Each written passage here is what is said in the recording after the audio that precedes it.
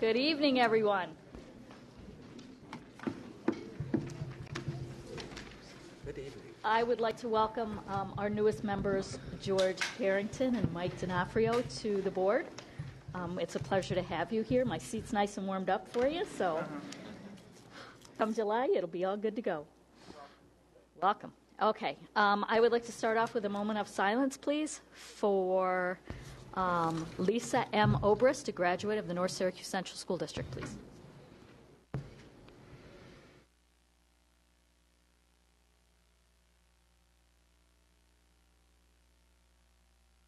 Thank you. Okay. First up is good news. We like it. We'd like to invite up the Special Olympics Committee, please.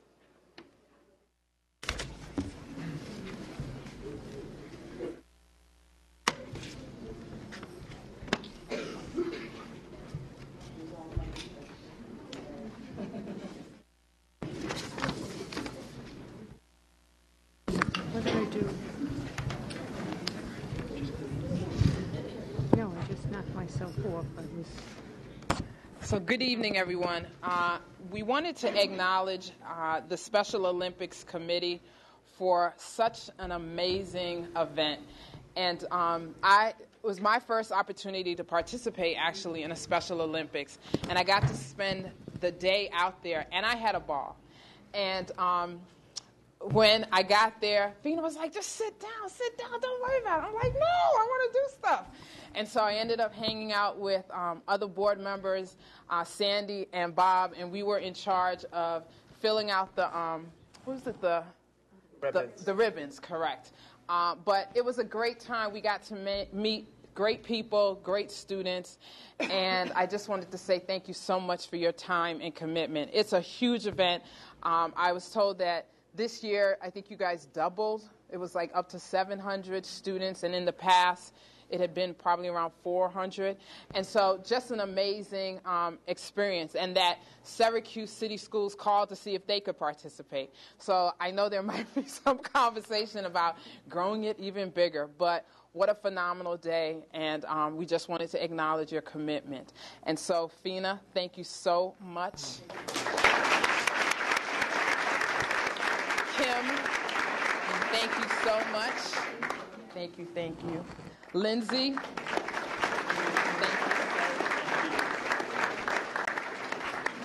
you. Anne,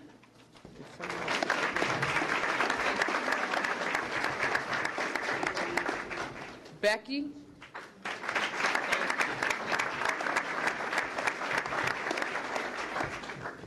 and Kelly.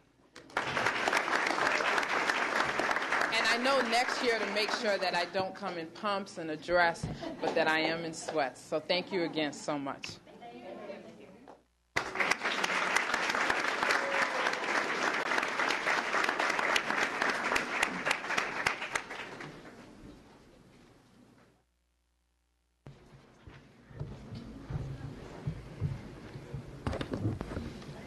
Thanks again, everyone. Okay, first up, CNS BPT, please.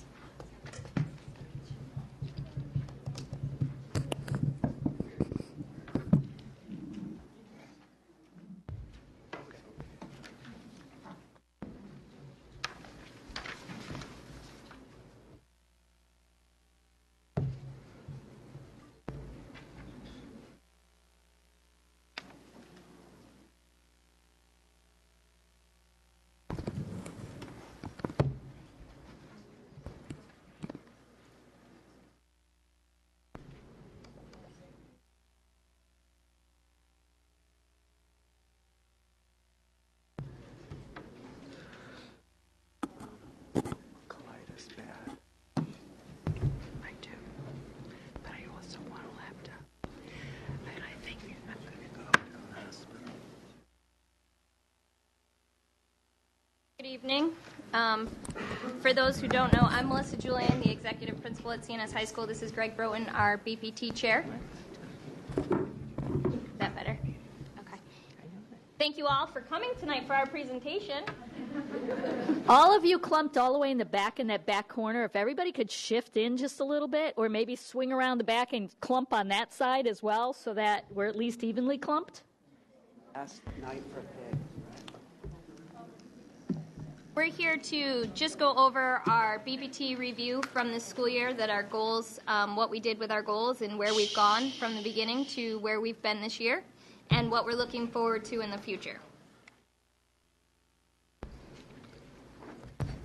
Where the BPT has been. As you know, through this slide here, basically, this is a year of transition for the high school. We've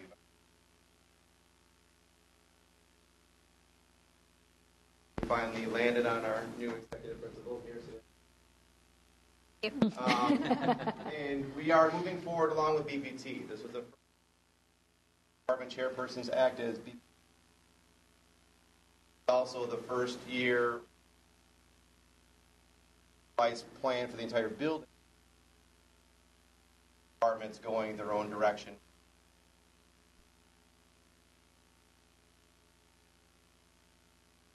Developed a building-wide goal, which was to improve reading comprehension and interpretation of text, which would then result in an increase in student achievement and passing rate. A building-wide learning objective was also created so that one objective among all the departments, which was the students will interpret informational text and use text-based questions while enhancing their writing. From there, each department developed strategies to implement.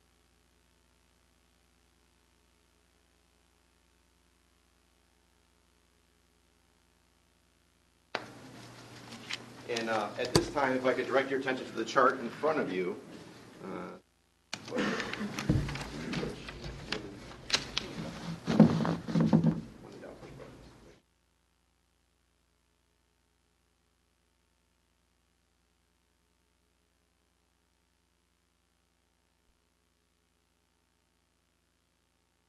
While we're working on getting that up, what you will see in front of you is the chart that has been created. Each department has been outlined with the current strategies for the school year.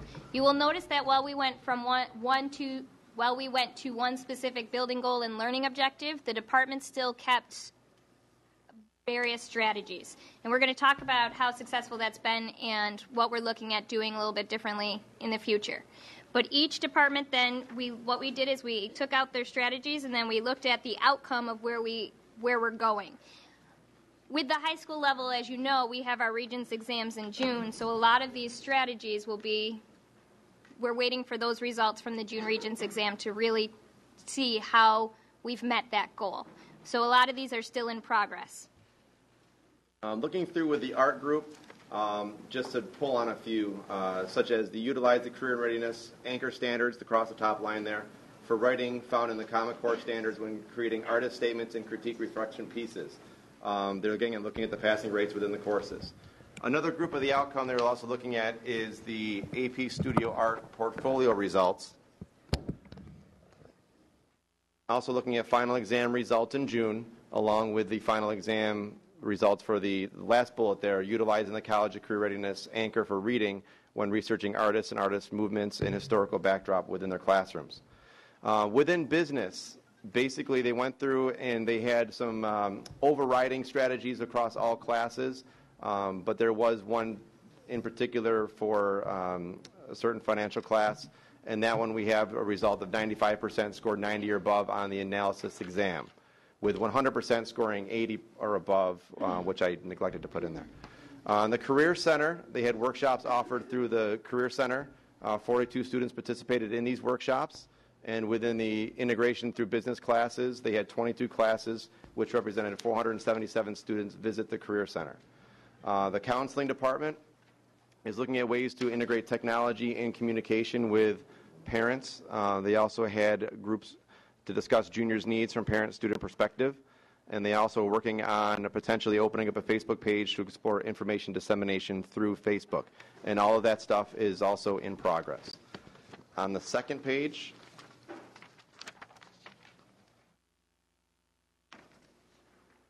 we have the Health Department, which they worked on reading assigned health-related articles within their classwork assignments, their homework assignments, and also on topic tests. Those assignments have been graded, and the data is going to be collected.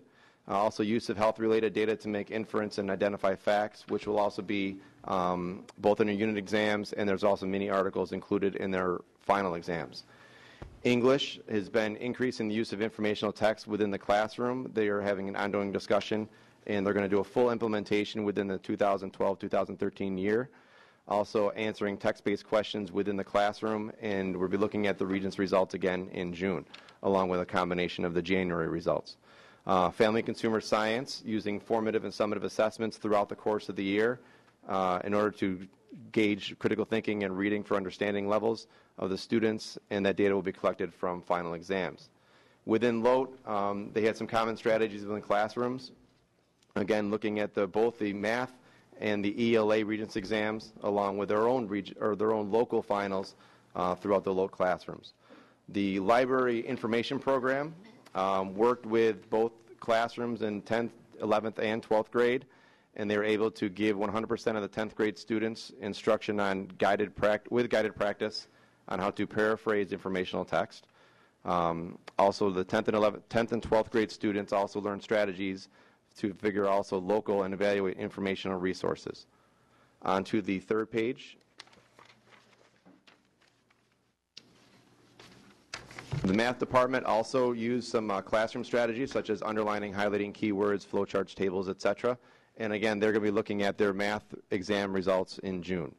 The music department, we also found that within this process we had some of our non-core departments had some difficulty with coming up with the with outcomes. And I'm not pausing on music for any particular reason.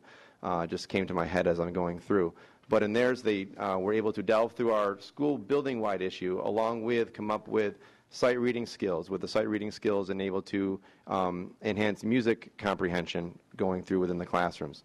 And then through written assessments and class discussion, the students gain a greater understanding of the techniques necessary to produce a quality performance and set benchmarks to produce their own higher quality performances in concerts. And again, that is also in progress. Physical education took the literary piece and they ran with it, and they created a new writing template for their homebound and their medical students so that they can work through there. And they're compiling the results also for June with the school year not yet out, or the school year not yet finished. Within science, I'm a science teacher. We utilized math and text-based questions with our unit exams and also our midterm. We also developed a pre- and post-test for reading comprehension where the students read an article and then answered increasing level of questions based on that. And those results are also forthcoming. On to the last page. Special education. They also worked within a classroom setting to reword and highlight keywords and questions. And they have what's called a grade, which is the group reading assessment. They are getting the results of that from within their classroom. And they also had teacher-observed evidence within the classroom because they work hands-on with their students in such a small group. Within social studies, there is a litany of strategies there. Heading down, again, reading and writing workshop in the second bullet for the individual classes. Focus of these workshops are to interpret the state assessment questions and evaluate primary sources, because a lot of the Regents exams within social studies do have that writing component in there. So within there, they're able to look at critical lenses and DBQs and such. And their level of success will be garnered based on the U.S. History and Global Regents exam results also in June.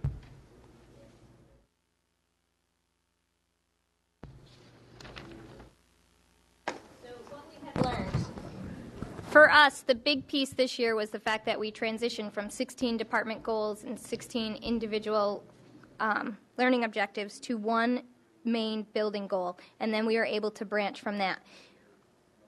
One of the things that we've also learned this year is that it's problematic for us to try multiple strategies with a building our size, and for us to then try to compile all those strategies and put them into a format to show results on the June Regents exams.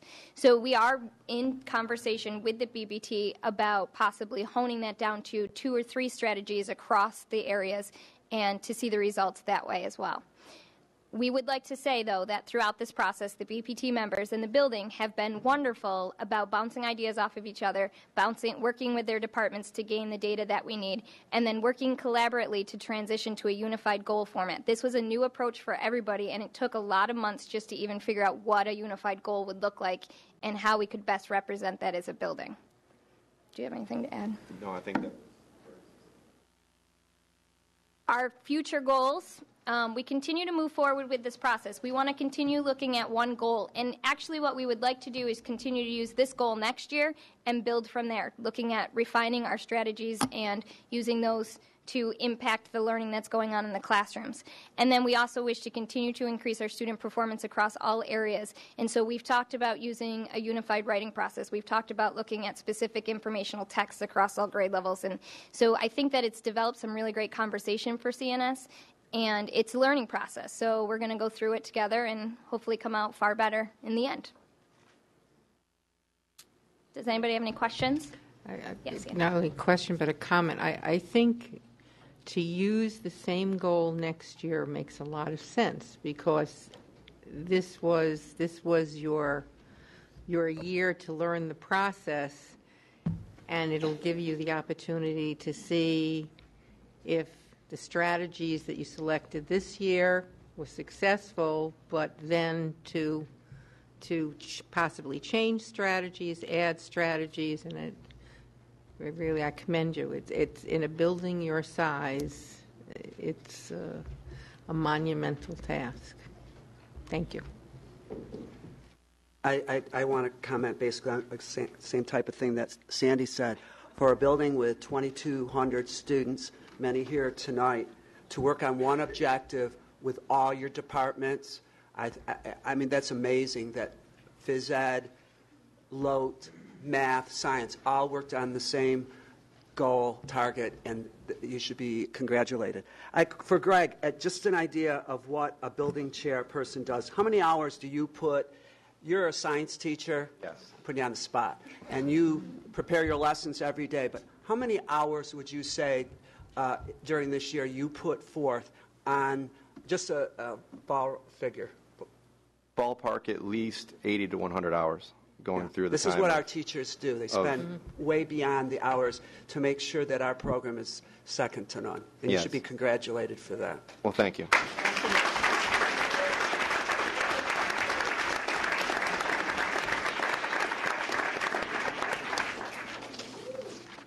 Any other Anybody questions? else?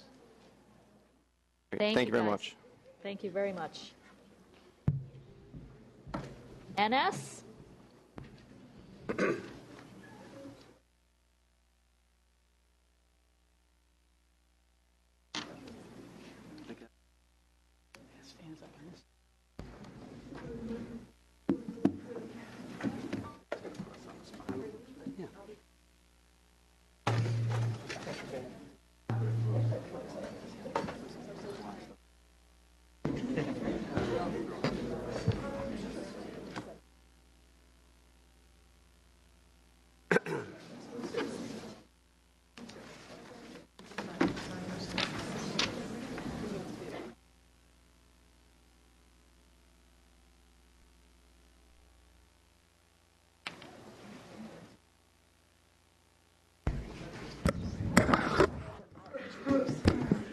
Hi, everyone. Hi. As you know, having been here for many, many years, I'm Connie Touros, the building principal at the junior high school. Tonight I brought an entourage with me who are going to present. To my left is Tiffany Phelps. Oh, actually, Tiffany Phelps is over to my far left, and Kelly Moen, their co-BPT co-chair. Co-BPT co-chair, that's kind of a repeat. And then behind us are Reggie White and Chuck Yanko, assistant principals. So we are going to present what we've done this year with BPT and hopefully where we're going, even though that's kind of as an unknown, as we will explain as we go through this. Okay, so I'm going to turn it over to the ladies. Hello. I think a lot of what you're going to hear is probably very similar to what CNS just presented to you, which kind of shows how our schools are becoming more similar and helping our students and finding out what they need and the best way to teach them. What we are going to start with is just a little refresher from the fall. If you look up here, the gap areas, what we did is we compared our ELA scores, our 8th grade scores, to the BOCES region and then the whole region in general to find out what skills are our students lacking. And so we took those and we started with those and said, if this is what our students need, then this is what we need to focus on.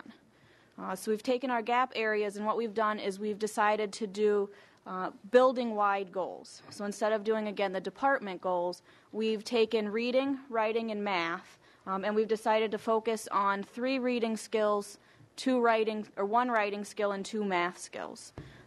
You're going to see similarities again with the CNS presentation. The informational text, comprehending it, identifying multiple points of view, making inferences, that's a big one we've been working on this year. And then being able to cite textual evidence and make decisions and write from those based on what students are reading in the actual text. Here is just an example of what one of our goals forms looks like. This is one of the ELA goals. Each department has the same thing, so the goal is going to be the same, but again, how each department goes about teaching the skills might differ. The writing goals, being able to write both expository and analytical pieces of writing. And again, how they're used in the classroom might be different. I teach German, so what I do in my German classroom is going to vary from a social studies teacher or a science teacher, but the idea is that we're all teaching skills to have students correctly write both expository and analytical pieces. Again, another example of the writing goals form. And then we have some data here for you. This is 9th grade English benchmarks. And if you look, just under 700 9th graders took our benchmarks for the year in their English classes.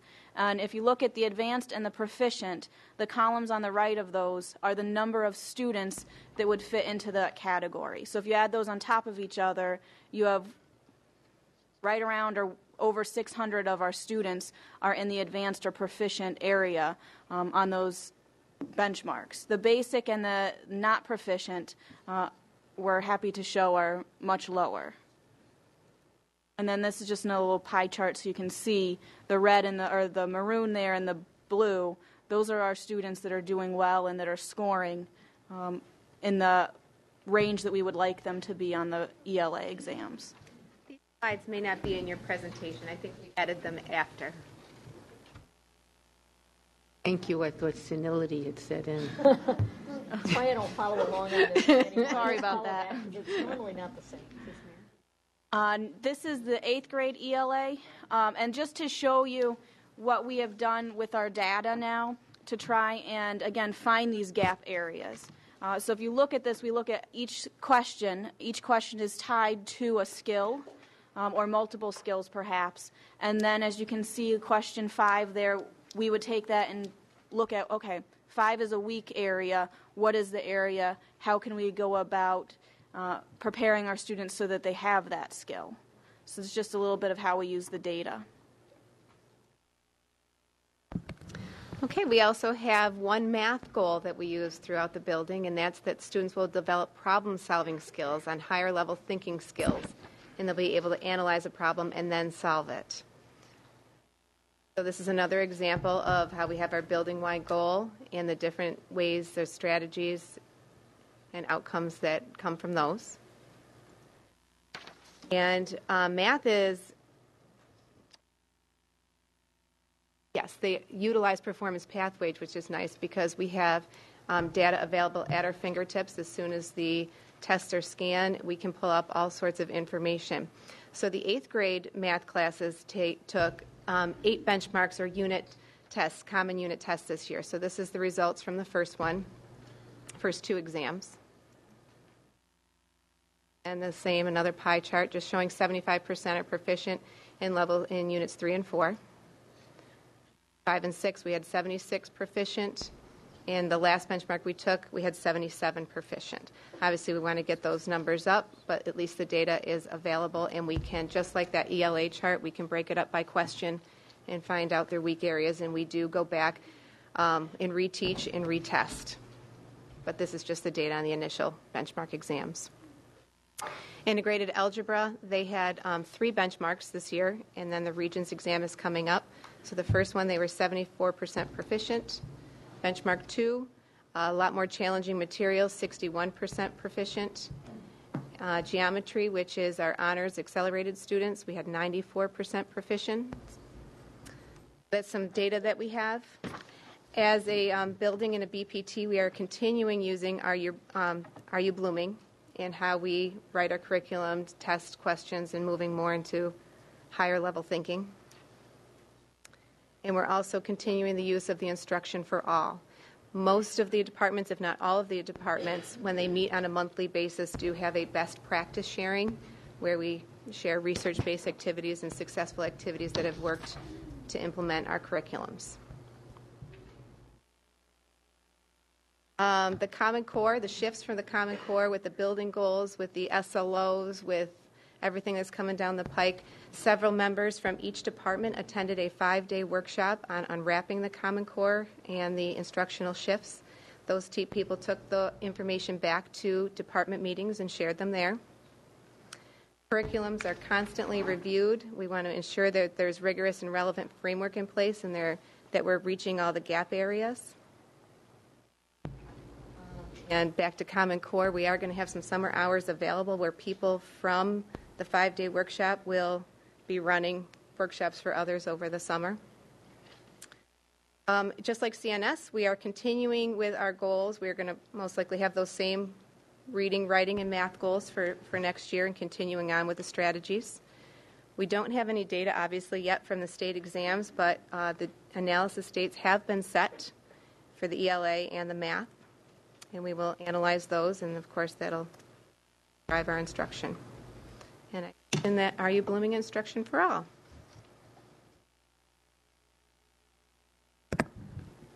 As you know, our building went through the JIT process this year, which is going to be tied into our SEP plan. We do not have the information yet from the JIT. We were originally told May, and we haven't seen anything yet. We're hoping this summer. Once we do receive it, we have 30 days to use that to create our new SEP plan. So that'll be our goal as soon as we get the JIT review back. We do have some anticipated things, some ideas of what we are probably going to be implementing over the next few years in the building. One of them is the positive behavior intervention system, which we would like to do in collaboration with the middle schools, possibly the elementary schools, and possibly CNS. One of the things that's challenging about the junior high is that we have a 50% turnover rate every year. So every year, half of our building is new and half of our building is leaving. So the idea of getting a positive behavior system in really needs to stretch over multiple schools so that we're not teaching every single year the new strategies and the new expectations and all of that it's a continuation of what has happened in their earlier education. Can you please explain to the audience that's out there what a JIT and a SEP is? The joint or the JIT is the Joint Intervention Team, and basically what has happened is that the junior high has been on the school in need of improvement list for so many years now that BOCES and the state sent in for 4 days a group of people. Some of them came right from their district office, some from BOCES and some from the state, like I said, to do they had a rubric. They spent time interviewing students, interviewing teachers, parents. We had boxes and boxes of information to prepare for them on how we run the building, how teachers plan, how we grade, what our curriculums look like.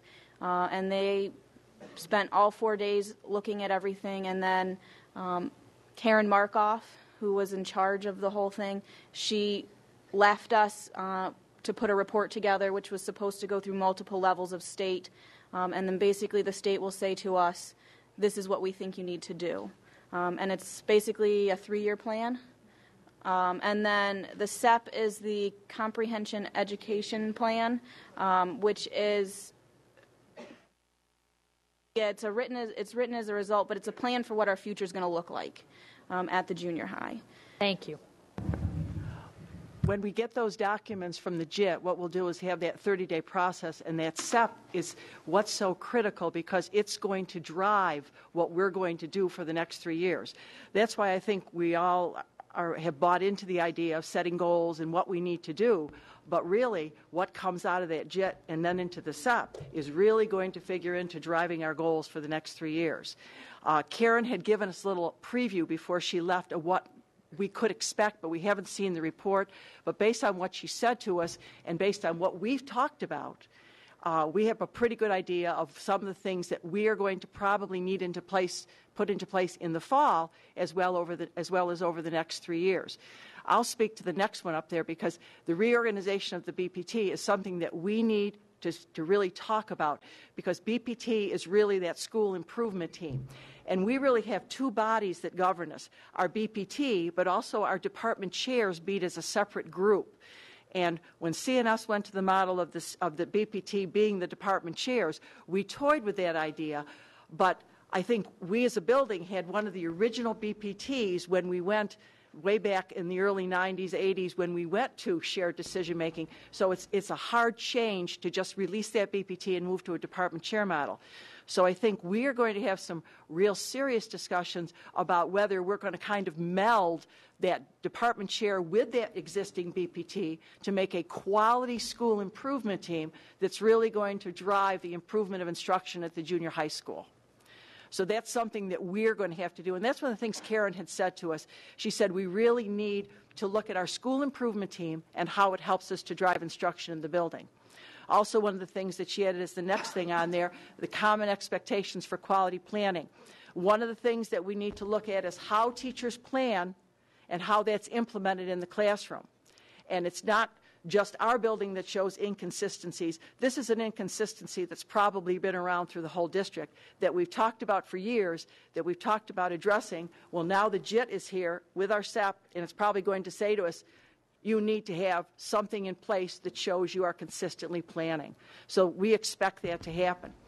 And the last thing up there, the piling of the SIS gradebook, we jumped on board that train when Donna Marie asked for a building that wanted to get into the new SIS gradebook.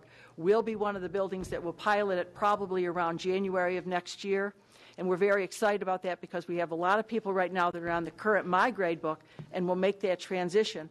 We think by doing that, that's going to help us with, again, data analysis, which will improve instruction, which is what we're all here to do. So there's a lot of things tied in with this slide that I think are going to help the junior high school and are really going to help us focus on what we need to do. Like Kelly and Tiffany said, today we gave the state science exam. We got Regents coming up. We're in the middle of final exams. So there's a whole lot of data that we still need to get together to find out how we've done this year that we're not going to even be able to analyze probably until this summer. So we're looking forward to doing that. Anybody have any questions, comments? I have a few comments, and some of my colleagues may not agree with some of them, but we live in a democracy. You have a building of 1,300 to 1,400 students. 1,426. And, you know, we look at the School of Improvement, but when I come to the honor roll, you have over 600 kids that have, 85 to 89. That is, every time I go there, it's wonderful. I feel that your school I went to a talent show. Now, unfortunately, I left early because I got a little loud, but you got to have the number one tech department in our school district. And again, we talk about time and energy. They do that. I said the honor breakfasts, your music programs. I feel that, you know, where we're going in this state is that it's going to end up that every school, with their criteria, we're going to end up with many schools on the school improvement. I don't think it's fair. I don't think it's fair to your school because we're talking about a small, am I correct, small minority group that is in your school. And I don't think it's fair to your entire building and the amount of time that they put in. So I wanted to give my 2 cents in. You do a great job over there. You need to pat yourselves on the back, and any staff here from the junior high. You do a great job.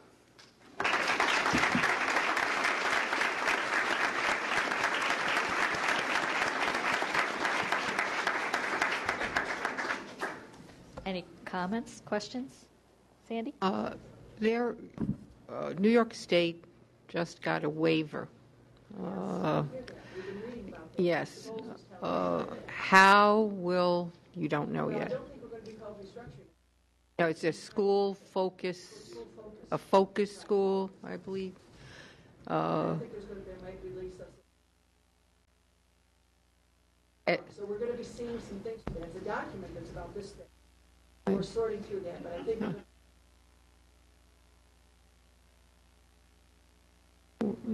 we are.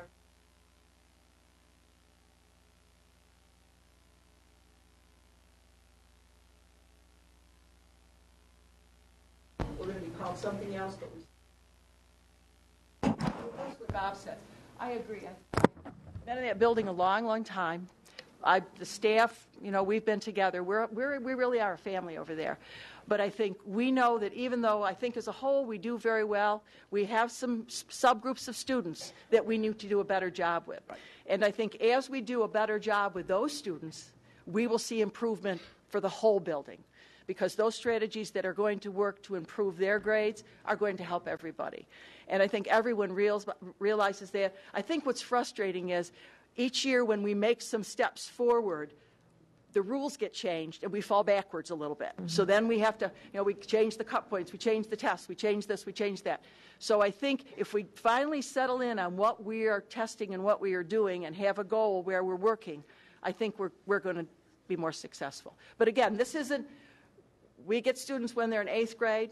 Many of those students that are not doing well, we also need to look at what's going on grades 3 through 7 and continue to build on their skills so that they also increase their results. And by the time they get to us, maybe everybody will be a level 3 and 4 and we won't have this discussion anymore. Who knows? It'd be a nice thing. Well, I don't think the configuration helps you at all either. No, It no. really But, is. Tony, when we became a junior high in 1983, and Skip Davis retired tonight, we've counted there are now 3 of us left from 1983 with Skip gone. There were 4. And we talked about that. When we were created in 1983, it was a temporary fix. We were supposed to be a maximum of 5 years. We were supposed to be done in 5 years, and then we had thought by 1990, because we did the big $99 million thing, we were going to change to that to 6 through 8. That was the big plan. And here we are, 25 years, 30 years later, we're still here. So change will come eventually, but again, we were a temporary fix. But for a temporary fix, we have created a staff that wants to be with students that are 13, 14, and 15-year-olds. Yes, we sometimes have a few 16-year-olds, maybe one 17, maybe a few 12-year-olds. They like us so much they stay extra years. But a staff that is built on enjoying working with those students of that age group and trying to get as much success as possible. And I commend that staff every day because I know we have parents that say, take them for 7.5 hours. We couldn't take them. And they come in every day, and we try to do our very best, but we will continue to do better. That's all we can do. And we had a wonderful dance Friday night, too, Mr. Crabtree. Thank you. Just as a point, an added, Everybody dressed accordingly. Right? What? Everybody, Guys, hold on 1 second. as Stop. FYI for you all, a letter did come in. I received a letter today from actually Karen indicating that she had forwarded the document off to the state, as she put it, weeks ago, and that she is still waiting for final approval from SED. The question is, given the ESEA waiver, will they kind of put that document aside and send us something new that gives us new direction, or are they attempting to merge two? So we do have a call, or I have a call into SED to at least try and get a timeline for where they think they are now that the waiver is out, and what does that mean for the process. Thank you. Smith Road.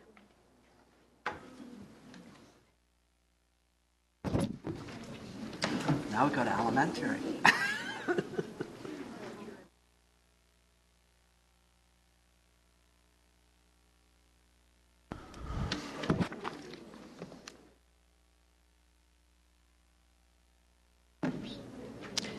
They came last week.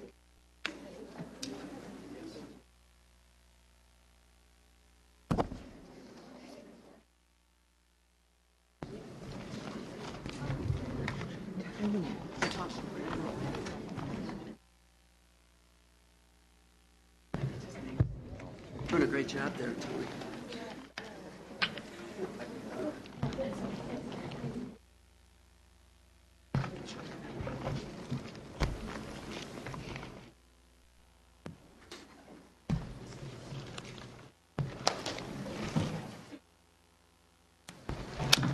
Okay, thank you for your patience while we have enough chairs for everybody. I brought a lot of friends with us today.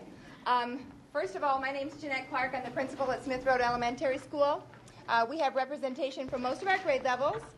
Lindsay Maloney is our BPT chairperson who put together the slide presentation, and I'm very thankful for that. We have a kindergarten representation with Chris Norton. We have first grade, Rosemary Farfalia. Second grade couldn't be with us tonight, but that's okay. Third grade, we have Karen DeSpirito. And fourth grade, we have Teresa Capolino. So thank you for coming with me. So before we get started, I just want you all to know that we are very happy at Smith Road to be finished with our construction project that lasted for 2 full years. Hallelujah. Hallelujah is right. So we do have a brand new building. We do have new beginnings in several areas in our building.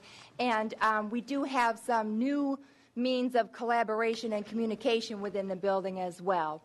So we had a very good kickoff to our presentation from Connie and her crew. I appreciate that because while we look at the ELA and math and science assessments at 3rd and 4th grade as a culmination of our program, it's really just the beginning of that assessment program because these kids go through the assessments from 3rd through 8th grade, and then they start the Regents exam assessments. So this is really just a beginning, while for us it seems like the ending the assessments do. If you take a look at this profile, obviously you can see the 11-12 year is not filled in yet because we've just completed the exams. We finished the Science 4 today. So we don't have the assessment results yet for this year, but I do want to just highlight, this goes back to the beginning of this year, starting our goals for this year. If you take a look at the ELA 3 from 2009-2010 and take a look at the ELA 4 from 2010-2011, that's the same cohort of students. So you can see the passing proficiency is 3 and 4 on a score of 1 through 4 rubric. So if you take a look at that, you can see that our numbers stayed pretty consistent from one year to the next with that cohort of students. So for this year, we set our goals rather realistically, and we've, over the next several years, set goals for incremental increases in the scores. For this year, we've set our goal at 68 proficiency rate, 68% of our students reaching proficiency rate at ELA 3 and Math 3. And at ELA 4, we've set our goal at 71 for ELA 4 and 70% for Math 4. So the question then becomes, well, why wouldn't we set it as 100%? Don't we care about those other 30% of our students? And realistically, of course we care about the students. Of course we do. But first of all, our goals have to be strategic, measurable, and attainable so that we can set strategic, measurable, attainable goals for the following year as well. So while we set those goals at those percentages, we do expect to increase over several years' time. So before we even get to the ELA and math and science at grades 3 and 4, we have many, many, many, many measures of student successes over the years. So before I ramble on too much more, I would like to turn it over to each grade level team just so they can tell you a little bit about what do some of the assessments look like at each grade level before we get to our culminating exams being the 3rd and 4th grade state assessments. So I will turn it over just for a few minutes to Chris Norton for kindergarten. We have 3 sections of kindergarten, 3 teachers actually. 2 of our other kindergarten teachers teach half-day sections, and Chris Norton has a full-day blended kindergarten section. Microphone, we can switch it over. All right.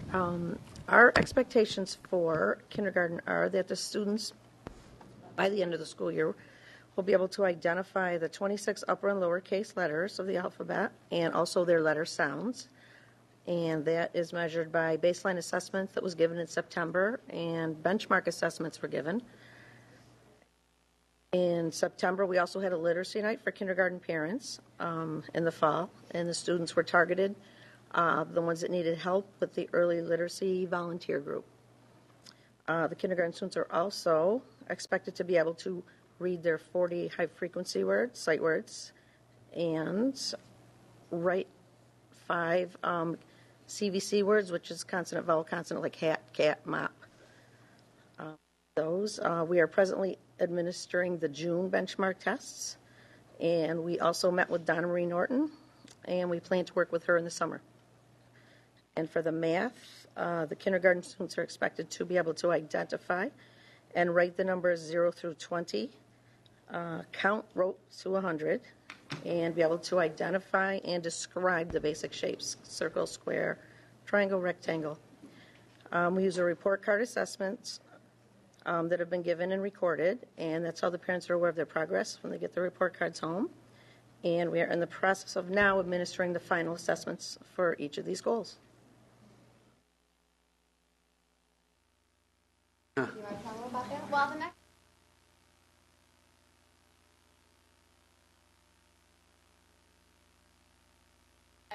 We thought that I did find out why we think it's important. Students, and this is what they.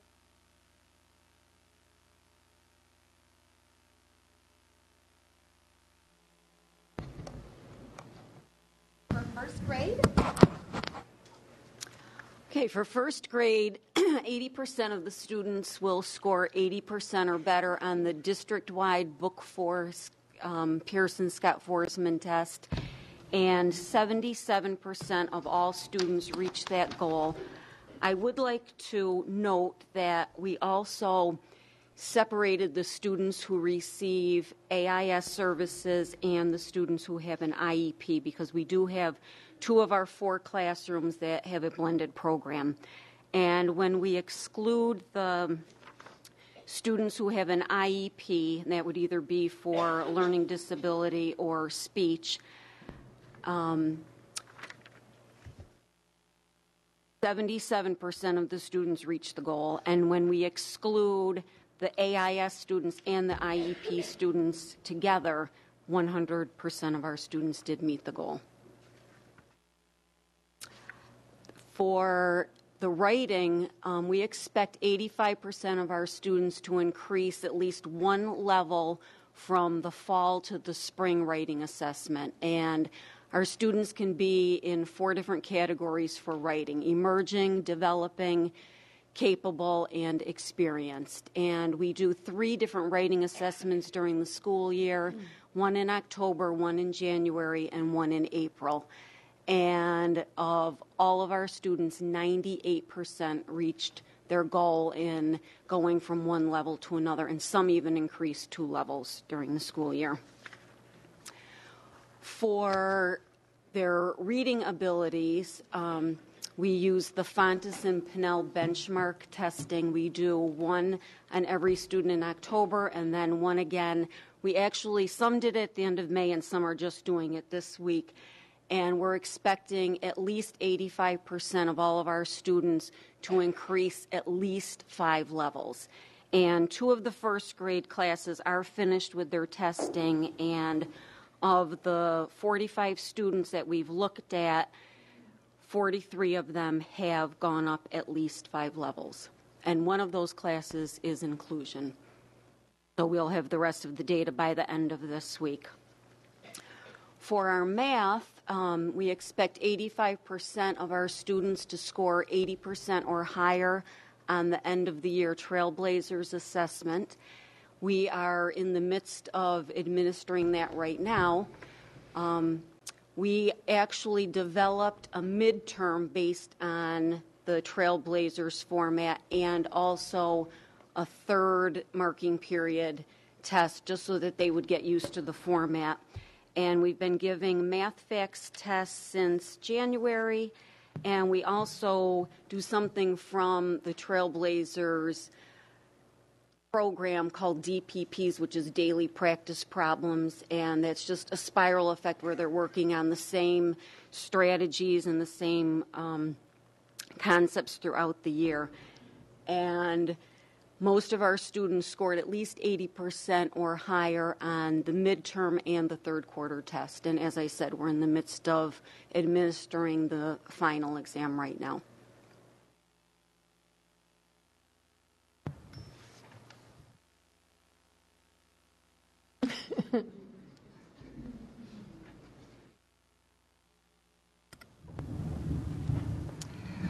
Okay, so while Rosemary was talking a little bit about each student increasing 5 levels in their reading, in second grade, if you look at the second box down in second grade, the goal was to have 85% of our students increase. But we termed it a little bit differently in second grade because their rate of growth is so different at this stage and age of their reading development. The goal at second grade was to have 100% of the students increase at the same rate or higher than they did from kindergarten and first grade. So if a student increased 5 levels in first grade, the hope is they would continue to increase 5 levels in second grade. And same, if they increased 8 levels of reading in first grade, to increase 8 levels of reading in second grade to continue their rate of growth. And 100% of our students at this time, based on the Fountas and Pinnell assessment, have maintained or exceeded their rate of growth by the time they got to second grade. The other goal was 80% of the students would meet or exceed the proficiency level of the benchmark, the unit benchmark. At this time, 68% of the students have met the proficiency rate, but once again, if we exclude those students who have different services, all students took the assessment, but we have students who have different services in support of their needs, and at that rate, 80% of the students then met the goal. So skipping to math, right now they are still in the process of assessing the final benchmarks and the final assessments, so I'm not going to go into those percentages because we're still analyzing those and giving those assessments right now. Okay? For third grade, Karen DeSpirito is here.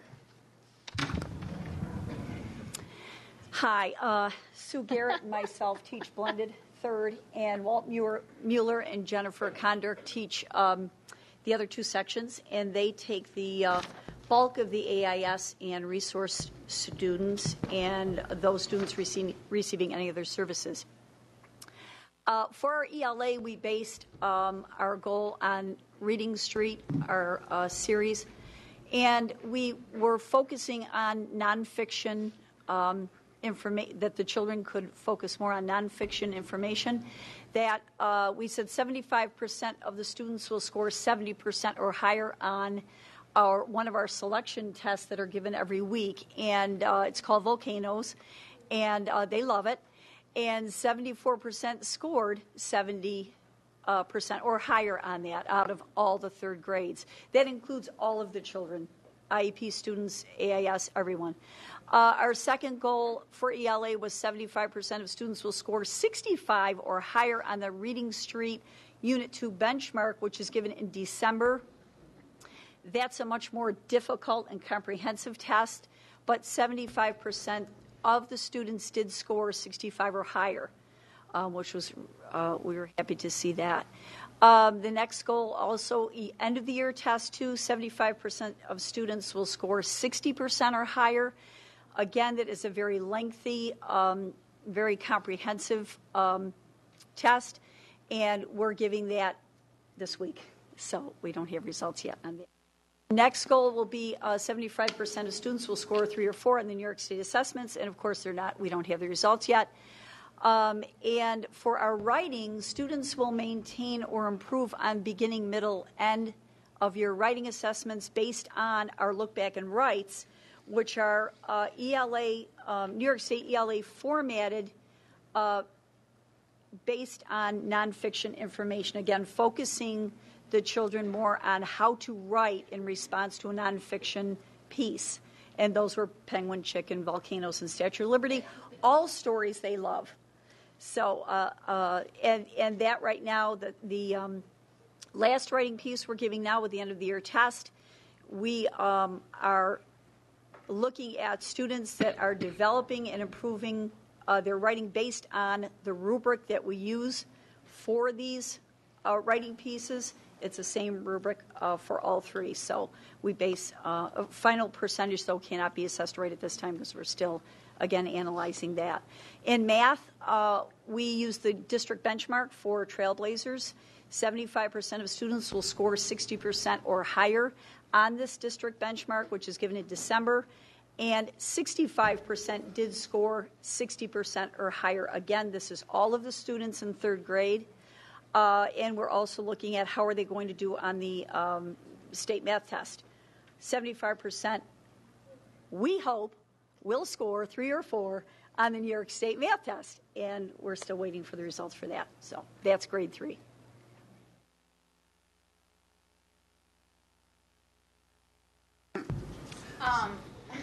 The bottom one, the bottom one there from Kevin. When I interviewed him and I asked him this question, when I asked him this question, he looked at me like I was crazy. He looked at me and said, like, to get smart, what else do you think? And without third grade, I wouldn't be that smart. So it was pretty funny. I thought it was cute that they wanted to learn cursive when most kids today don't even write. I know. They get excited. They love it. They love it. I'm in the hot seat, I guess. For fourth grade, I just want to start off by saying I think that if you know any child in fourth grade, you should give them a hug because they have been doing state tests from April just about every week, every day for 3 days, and then the next week for 3 days. And then we did the science performance test, and then they just did the science written test today, and then we do a field test on Wednesday. So hug them. We started off with our Scott Forsman Reading Street, and we came up with our target scores based on that reading program. So with the baseline assessment we give in September, they come in, and that's the first week of school. We do their assessment. 67% of our students, and that includes everyone, scored 70% or higher on the baseline assessment. In October, we gave the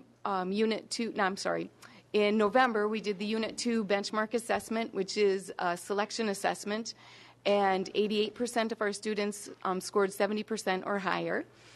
Then we have our end-of-the-year benchmark, which is going to be given, bless their little hearts, next week. Oh my gosh. And we'll see how that goes. We also have the beginning and the middle of the year writing assessments.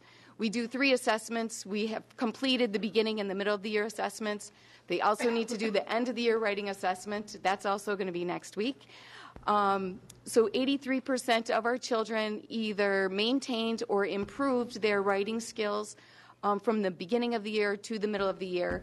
And then we'll look at from the middle of the year to the end of the year and see how they did with that.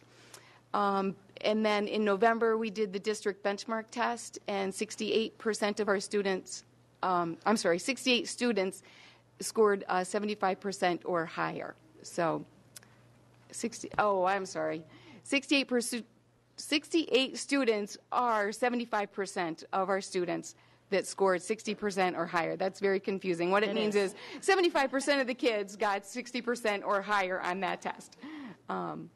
So pretty much in a nutshell, that's fourth grade, and we'll see how they do in the summer with the fourth grade testing. A lot of testing. Yes.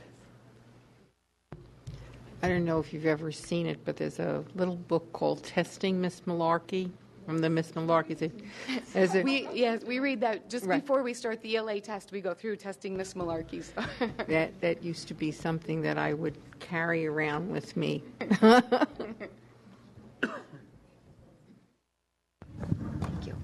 So then we have all this assessment, and then you say, well, when do we have time to teach, and what do we teach, and how do we pick out what to teach from all these assessments?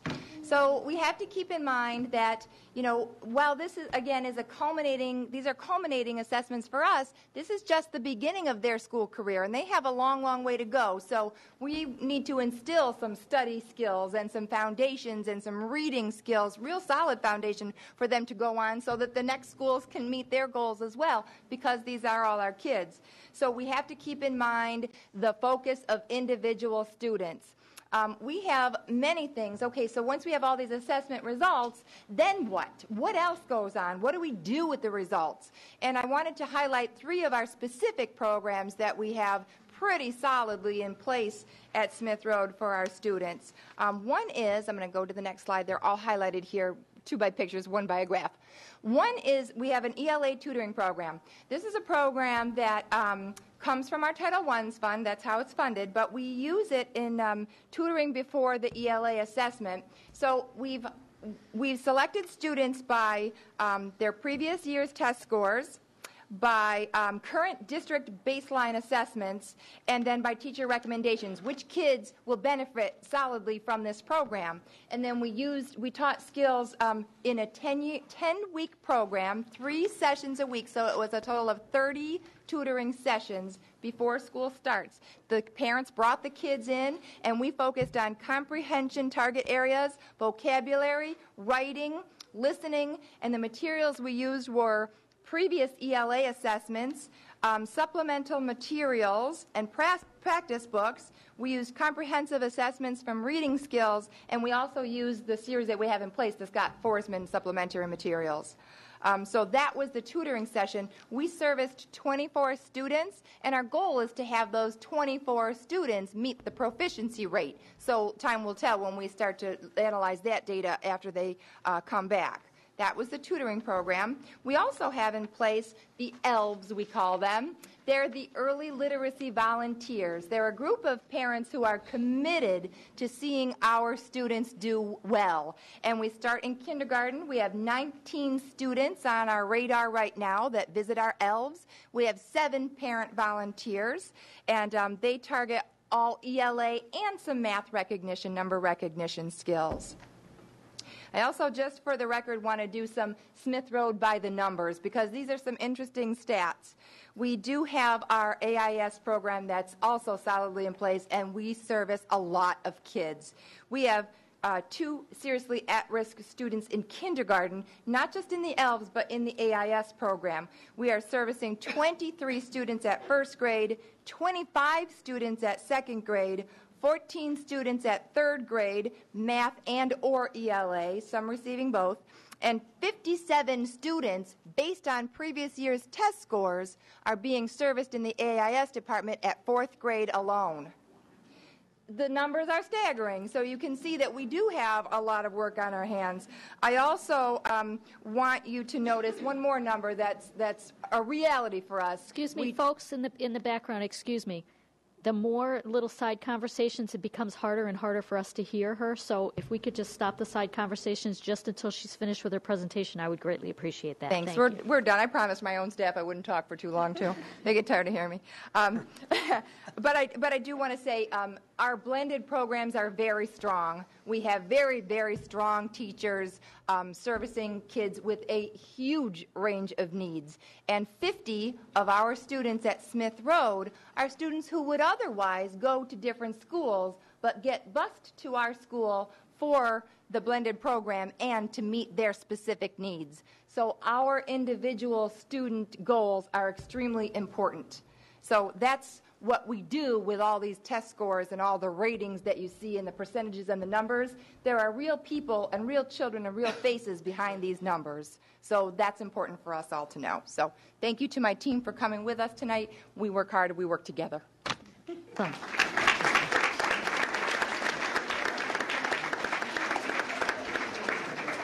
Any questions, comments, Bob?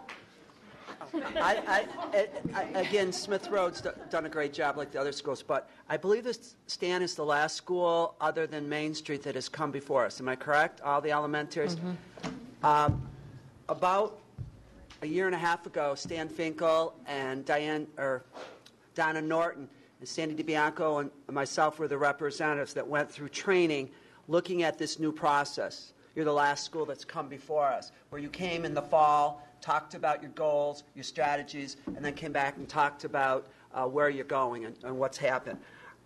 Personally, I don't know what Sandy thinks about it. I think it's been a great process.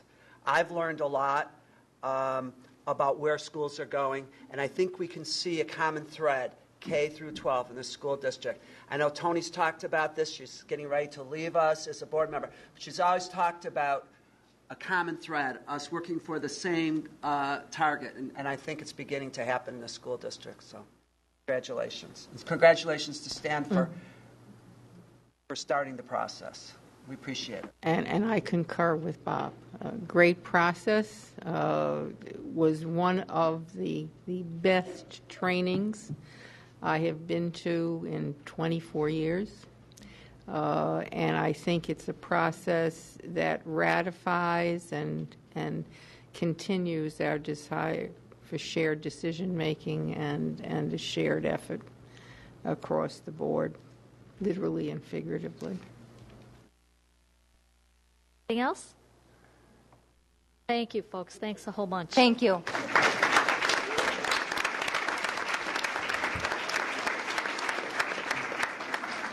Okay, participation in government students. I take it this is your last board meeting for the year, so come on up. Any one of us can sign your paperwork. Thank you. See, I just have to squint in. We can't. Any one of us. Other than us two. How are you? Good. Just sign the paper? Yeah. Right here, right? Okay, let me just Good luck on your finals. We are not already started. until July. Your finals already started? Good luck. You don't want to say how you doing? We just tell your mom about this. Wednesday. Be there. We start early. Glad you guys came.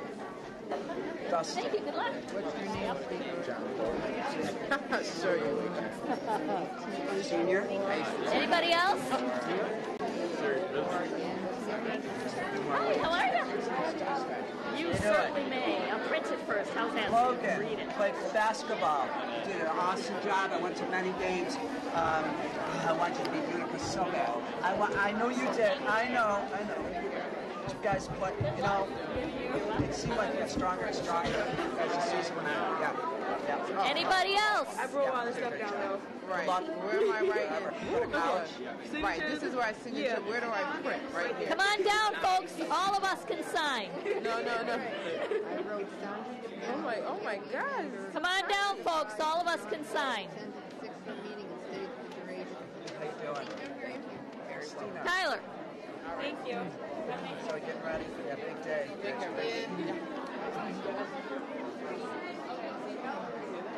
How was senior day today?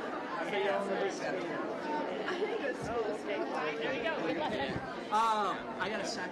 You're letting me sign it, right? Yeah. I missed you yesterday.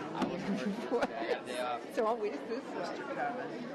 It's all right. We're not college soccer league, so I have to take Sundays off. You worked out Sunday. I'm starting at the night. So definitely just turn. All right. Take care.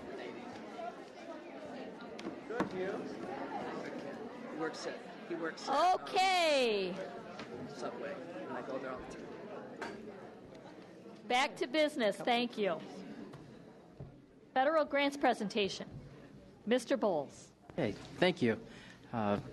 Mr. Keegan on Tuesday of last week said that he wanted to make sure that we looked at all of our federal grants, so it was not a lot. I didn't want to lead give time. Dan too much notice.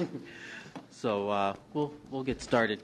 The Title I schools that we currently have in the district, there are 5.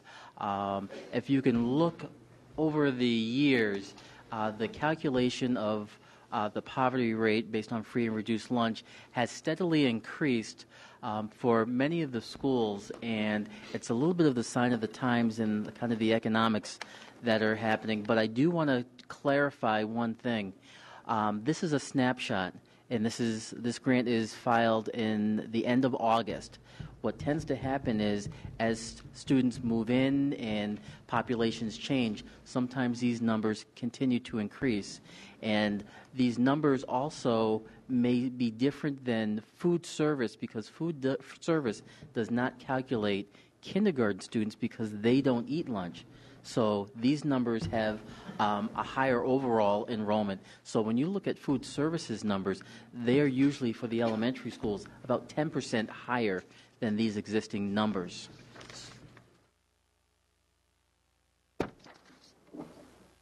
Professional salaries that come out of the Title I grant, between salaries and benefits, you're looking at about $750,000 alone of the overall total.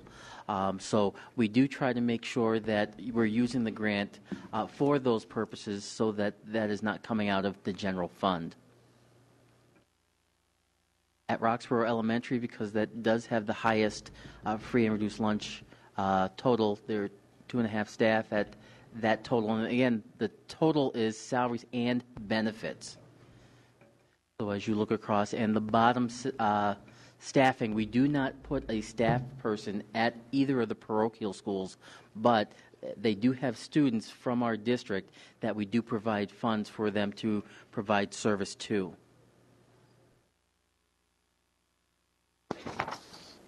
Next slide is a breakdown of some of the staffing at each of the buildings and the enrollment of students that are being served. And as you see also the far right, we also have ESL students within our district, nowhere near what Syracuse City or some of the other more urban school districts would have for ESL population, but they are also thrown in the mix. Dan, yes, sir. Before we go on, I know I don't like to interrupt. No. Again, I know I brought this up last year. 710 students. That's different students. I mean, if they get AIS, math, and reading. That's a combination so that's of 710 different students math, out of a third. It's Yes. basically a third of our high school would is be receiving AIS in some service. way, shape, or form. Mind-boggling. Okay. This, and Sandy, you had asked a question earlier, and this is current Title I set aside. So this past year, we did have to set aside 20%, and we have in the past, of our overall budget SIS. for supplemental educational services. 5% of the budget would be for professional development, 1% for parent involvement. However, that ESEA waiver did come out, I believe it was Thursday, and we are taking a look at that, and it will affect what we do for next year, and we will talk about that as well. Along with that, Dan, we also got some inclination in things that I've read that our funding may be down as well. Well, I do. I talk about that in the first bullet. Okay. We have had a decrease in our enrollment over the past several years, and they have, as our enrollment goes, our Title I funding has gone, and that's kind of been a trend across the county as people have been moving in and out. But what they're funding is going to change. And we're currently, we just received the document on Thursday. I pulled out some of the things that affected Title I, but you will be hearing from Donna Marie Norton as she does the accountability for each of the schools and who will be either a focus or a priority, or if we have schools in that vein at all, because they will be targeting some districts that fall into the bottom 5% within New York State. But I think I have read that there'll be fewer dollars allotted to the districts, not based on population, but based on the fact that the allotments will be lowered, and that though we don't have to set aside that 20%, we're they still may going not give us the allocation as Right. they have. They have talked also about any school improvement funds as well and lowering those dollar amounts, because we've already seen that. And depending on who they decide are going to meet a priority or focus school, those dollars probably will be a lot lower. But some of the assumptions that we may have fewer dollars based on our enrollment. Title I funds used to support school improvement, intervention strategies, and professional development. Funds will need to be allocated to address students needing RTI services. And again, Title I funding will allow for more flexibility for existing set-asides. What we were just talking about was that ESEA waiver that allows for some changes. Because of that, I had to kind of quickly put it together a new slide. And 20% set aside no longer required, and we do not have to do supplemental educational services. We can if we choose to, and that it throws that option in there, but we do not have to. We do have to continue to offer school choice for Title I schools who fall into either a priority or focus school, and we will know that based on accountability and once we get information. For identified schools, prior it was 1% that we had to allocate for parent involvement. Now they are upping that to 2%. Dan, the supplemental, not everybody took advantage of that opportunity while we had it, correct? That is correct. And unfortunately, because of the regulations, some people who could have benefited from it could not avail themselves of it unless they were in the target group. So you could have a kid with a high income, if it were students of color, who could get the the funding, and you could have a child in a low income who had need could not avail themselves of those services, and it just was. I was usually seated with people at open house while the supplemental services were trying to let people know the information, and 9 times out of 10 they weren't eligible. Even if they were interested, even if they needed it, they weren't eligible. It was very frustrating for all the parties concerned. The one thing that waiver is going to do is they are going to reassess all of these institutions that are providing supplemental educational service. Basically, they'll need to reapply to see, are they meeting their goals, and see if they are truly doing what they're saying they're doing. And that was the other concern that we had, was that the quality of these organizations is diverse and widely divergent. I mean, you have some that are excellent and some that I wouldn't allow my dog to go to see. Sure. But they were all treated the same, and we were not allowed to do anything to determine or assess the quality. If they came to the table, we had to accept them. You did hear from Jeanette in talking about before-school programs and some of the things that they do there. Supplemental educational services, again, we will be taking off the list, and we will not be looking to get involved in that. We've had extensive staff development. ELA Common Core has been a huge focus. Learning-focused classrooms, curriculum mapping, and leading groups, and New York State scoring have all been kind of evolving. And especially the New York State scoring this year, we had to switch to a regional scoring, and we were paired up with Lafayette, Tully, and Fabius Pompey, and we did that all here, which added an increased layer to the complexity of scoring and the quality control for all those teachers out there that did partake. I, again, thank them, because when you talk about rigorous work and trying to make sure that you're staying on top of things so that it benefits the students, they did a phenomenal job. Some of the additional grants that we will have to look at is the Title II-A, which is preparing, training, and recruiting high-quality teacher and principals.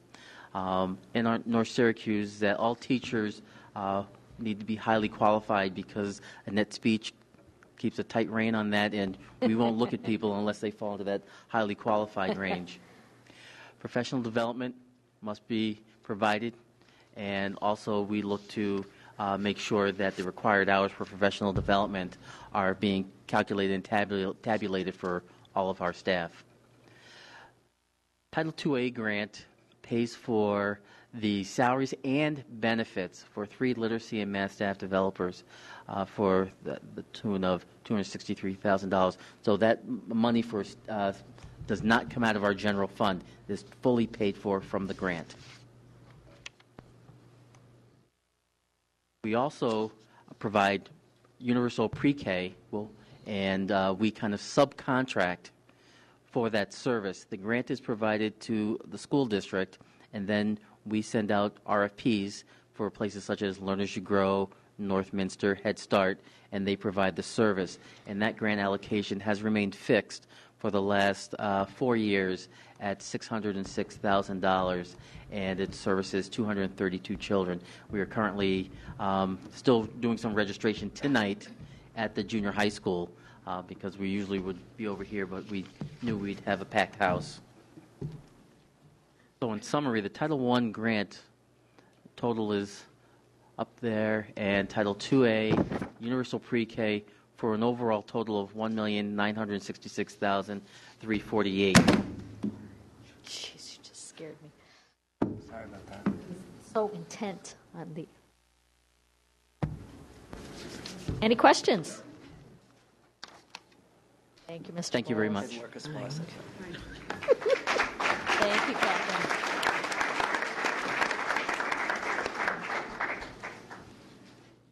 Okay, food service budget presentation.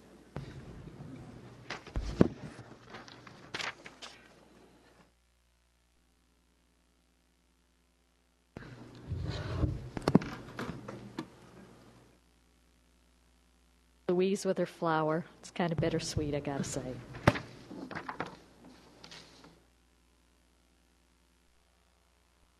Well, good evening. I'm joined tonight by Louise D'Angelo, our current food service director, and as Tony pointed out, who's wearing a flower because this is her last board presentation. She's retiring this month, and you'll see from the numbers here she's had a big job managing our food service operation. Has done an excellent job and will be terribly missed. I'm also with Wendy Swift, who will be taking Louise's place starting July 1st, and so we thought it'd be a nice idea to do this presentation together so that you could hear from all of us. So we talked a little bit about the mission of food service, and Louise and Wendy put this together, and we talked about it, and we think this succinctly describes what our mission is. The North Syracuse Central School District Food Service Department is committed to providing nutritious, delicious, and safe food to the students, faculty, and staff of the North Syracuse Central School District in order to help them meet their mission of achieving success through schoolwork, preparing students for lifelong learning. And the second part of that, obviously, is right from the mission statement here at North Syracuse. So we've been looking at the food service operation, and there's so many things that are going right there in terms of the operational excellence of the group, the quality of the employees, the compliance with laws, obviously achieving the mission of providing safe food. But there are some economic factors that we wanted to bring to the attention of the board and to talk about. The first is that over the last couple of years, the food service operation has been losing money. One of the big reasons is that meal participation and a la carte sales are declining at double the rate of the enrollment decline. So why is that? The first reason we think is that the economic recession has reduced families' ability to participate in the program. And second, the new nutritional standards have made the food less appealing to our students. As I've said, that's another way of saying whole wheat pizza crust. They won't eat it. The second factor kind of that's affecting our economics are that meal prices are low relative to our costs. And if you look at our labor costs are about $1.68 a meal. Our 2010-11 costs were $1.9 million to provide about 1,150,000 meals. And one of the reasons our labor cost is high is that our hourly rates are relatively high for the area. They're on the higher end. And again, I want to reiterate what I said earlier. We have excellent employees, and I'm not implying at all that they're not worth what they're paid. We just happen, as a larger school, more mature system, I think we're a little on the higher end. The retirement health insurance costs, as we heard all through the budget cycle, have been a burden not only on the general fund but on the food service organization as well. Food commodity prices have increased on average about 4%. And the new menu standards have and will continue to increase meal costs because we're inserting more expensive food into the menu. This chart kind of highlights some of the menu changes. You can look at the 07-08 year. You can see the number of meals served and the revenue versus expense. So in that year, our revenues actually exceeded our expenses by $109,000. In that year, we implemented whole wheat sliced bread, multigrain dinner rolls, reduced sugar cereals only were served, and we eliminated the double cheeseburger. Big loss for the food service program. The ERS contributions then were 9.3%, and health insurance was $400,000. We can scan through, and you can see. I'll just highlight the first 3 years we were profitable, but we continue to implement the menu changes that are required by law. You know, whole wheat stuffed crust pizza, whole wheat breaded chicken patties, whole wheat burger and hot dog buns, brown rice, and eliminated ranch dressing and barbecue sauce. What that really was it used to be unlimited quantities of that, and now we're more conscious of the amount of those condiments that are available to the kids. You can see in the 10-11 year we lost money. That was last year. And in the current year, we're projected to lose about $161,000. Notice the health insurance costs went from about $400,000 to about a little over $500,000 over that 5-year period, or about a 25% increase. You know, again, this is just indicative of the economy we're in right now, and that's a trend that we experience at the general fund that all businesses are experiencing. But nonetheless, given the slow rate of increase in our meal prices in conjunction with increases in food cost, it's pushed us to an unprofitable situation. Louise? So this year we estimate that our total breakfast and lunch meals will be 68,000 less meals than last year.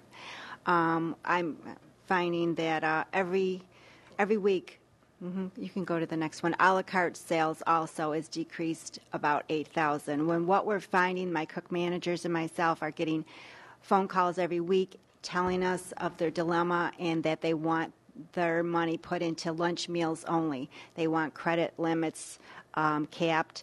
They want their student only having a meal. And we find that, our a la carte sales used to subsidize our meal program, and not having those revenues are really hurting. So this year, revenues versus expenditures, we should be 161,000 shy. This chart shows you our kitchen labor survey. So I surveyed the neighboring districts, and we have 56 food service helper positions at $12.64 an hour, and that is the second highest. Liverpool tops us at $14.29, but otherwise everyone else is starting their food service helpers at a lower rate than we do. Many other districts, 4 other districts, have food service helper 2s who are able to cook food, but we do not have any of those positions. We instead employ actual cooks, and those cooks start at $16.23, where that's the highest that cooks are paid in the area. And we have the most cook managers also. Cook managers either manage a large building or a number of elementaries, and there again they get paid $19.83 an hour, which is the highest in the area. So our new nutrition guidelines for 2012-13, Wendy and I just went to a state ed presentation today, and they just informed us of what we are going to have to meet as of July 1st. And up to this point, I've been analyzing our menus, and as long as our protein requirements met the weekly regulations, which enabled me to put less than 2 ounces of protein into each entree, we complied. So we were able to have pizza with 1.5 ounces of cheese. We were able to have a number of entrees and still met the protein requirement for the week. Now with the new guidelines, it's more certain amount of protein. They'll be requiring us to have 2 ounces of protein in most meals. And so we will increase our food costs next year, meeting these new guidelines. Next year, all students must take a fruit or vegetable. At this time, they have to take an entree and 2 to 4 sides, so they could take a dessert component or a bread component and a milk and meet their regulations. Next year, they're going to have to take a fruit or vegetable, and many students don't particularly care for fruits and vegetables, so this will be a concern for us. Be in the garbage. And breakfast entrees will eventually have to be larger than we're serving also now. So breakfast will be increasing the food cost of breakfast also. Hi. Basically what happened is the federal government went to a number of school districts throughout the United States recently and basically did an audit of their meal prices and looked at their free and reduced numbers. And what they found was that the free and reduced students were actually subsidizing these school lunch programs because we weren't charging enough for paid lunches. So they came up with a formula and decided that we all have to increase lunch prices. And what they actually came up with was they looked at the free reimbursement rate, which is the $277, and they looked at paid reimbursement rates of 26 cents, and they felt that paid students need to pay the difference, which is $2.51.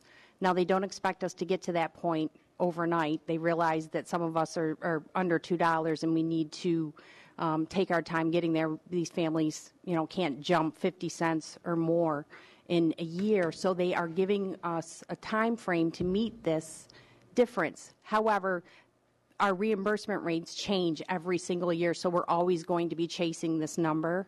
But we do need to, it is mandatory, we do need to increase our lunch prices next year. We are looking at, based on the increased food costs, of increasing breakfast and lunch 10 cents. As you can see by this slide, this breaks down the meal prices for the last few years, and your elementaries, middle school, and high school for a number of years kept the same price of $1.50, $1.75, and $2. Last year, you guys made an increase of a quarter, and again, we're looking at 10 cents for next year. Same for breakfast. Breakfast stayed fairly steady at $1 for a number of years, and then we moved up to $1.25, and we'll be looking at the 10-cent increase, raising all breakfast to $1.35.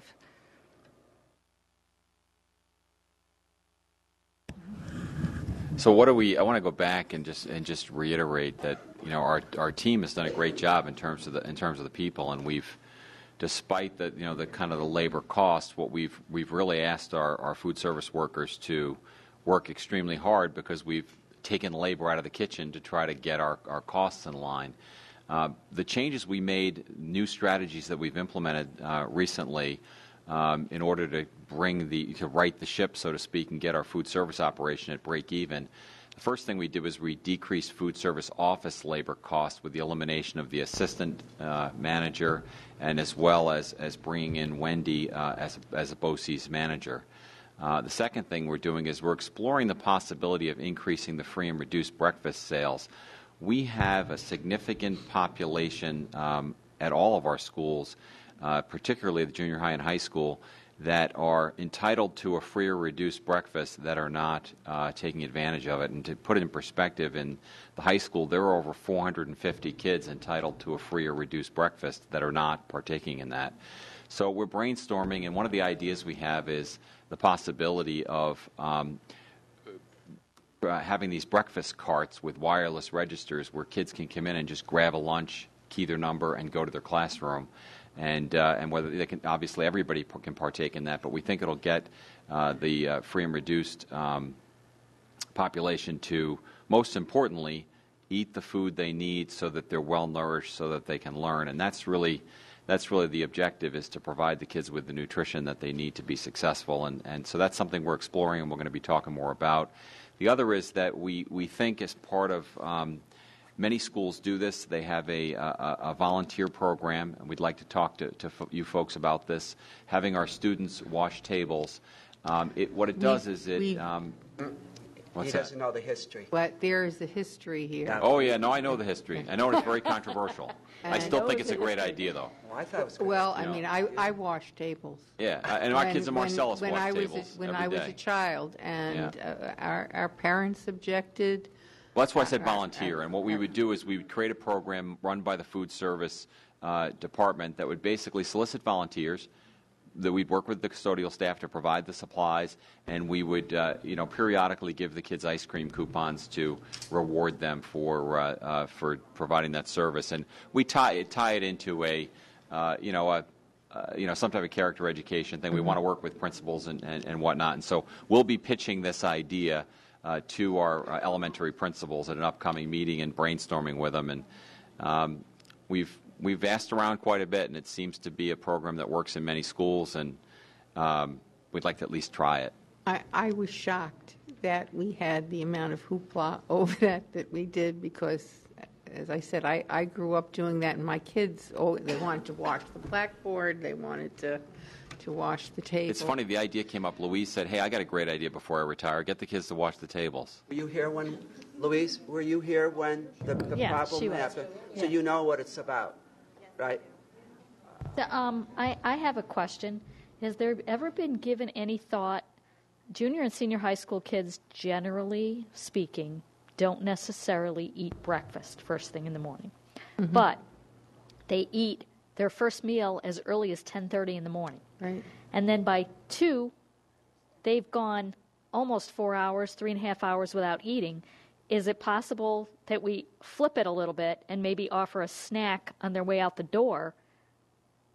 Well, one of the things that's neat about the way our food service operation, they offer a lot of packaged, healthy food that we could sell them kind of on the way in, and particularly that free and reduced population that they're teenagers, they don't want to eat early in the morning, and they can't afford to eat. But they're not even thinking about it till lunch. Right, but they could be taking it with them, throw it in their backpack, and eat it at third period or fourth period. So that's when they're eating lunch. Yeah, and that's right. Well, and so maybe, I don't know, we were thinking if they had packaged food, they could eat it when they wanted to. Yeah, as opposed to something cooked. but so by the time their brain wakes up and they realize they're hungry, it's lunchtime.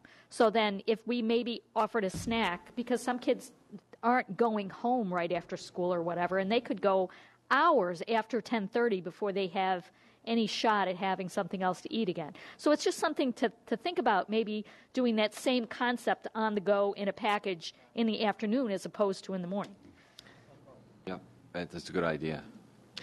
Tony knows, because the hordes of children that go over to the canteen are ravenous. And I remember my kids used to launch themselves off the bus like they had been on the Negev for the day. That and the bathroom are the two things that are their key component, eating and drinking. Yeah, other school districts, I believe Central Square offers like a box lunch for athletes going to away games, and they won't have a meal until they come back, or for a lot of after-school programs. So that's definitely a place for us to grow. Thank you. So I think we have a challenging financial situation. We've got nutrition standards changing. But at the end of the day, we've got to find a way to make sure that our kids are nourished and ready to learn. And truthfully, we also want to recognize that we also have an obesity issue in America. And so there's a lot of moving pieces here, and there's probably not one silver bullet that fixes this problem. But we're confident if we brainstorm with our teachers and our administrators, we'll figure out where the specific needs are, and we're willing to kind of customize solutions that work best for the different schools at the different age groups and the different cultures. The purpose of this last slide is to say that we have a fund balance in food service. It's been diminished a little bit, but it'll give us, I think, the time we need to kind of hone our formula so that we can, in fact, get the program back on track. Remember, when the food service program loses money, if it doesn't have fund balance, it looks to the general fund to make up the difference, and that really hurts the instructional program. So it's absolutely essential that the food service program be able to keep its head above water and financially support itself. Thank you. Thank you. So I think the last slide is to say that we have a fund balance in food service. It's been diminished a little bit, but it'll give us, I think, the time we need to kind of hone our formula so that we can, in fact, get the program back on track. Remember, when the food service program loses money, if it doesn't have fund balance, it looks to the general fund to make up the difference, and that really hurts the instructional program. So it's absolutely essential that the food service program be able to keep its head above water and financially support itself. Do you have any questions? I want to make a comment. Louise, thank you for everything you did. I remember you came into my classroom. I asked you to come in, speak about nutrition, but you've made your organization very professional. It's the bus drivers in the morning, but at lunchtime, it's the cafeteria workers who have the smile, and you made that whole staff very professional. I saw a change in staff in your existence here. And I also welcome Wendy. We're looking forward to work with you. But I can tell you personally, Dan was correct. And I happened to go talk to, was it food service I talked? No, it was the bus driver. No, food service I talked to one year. I went to speak to them. And I shared with them the poverty rates or through food service. And it is 10 points. And to increase the lunch prices, yes, you're, over 1 year it's a dime, but 2 years it's 35 cents. That's a 23% increase, if my math is correct. That's a lot of money to ask. And I, at this time, cannot vote on this if it comes back to the board. Just to let you know, we have a lot of kids in need in this district, a lot of parents that are out of work. And I know there's ways of them getting funding for it, but I cannot 2 years in a row. Maybe next year, but at this time, I ask you to go and look for some other solutions of working on it other than increasing especially at the elementary level. I think they have a choice, Bob, they don't have a choice. They don't have a choice. There's no choice. They're mandated to do this. There's a minimum of 5 cents, though. Right. Right. So no matter what, we do have to increase lunch. Okay.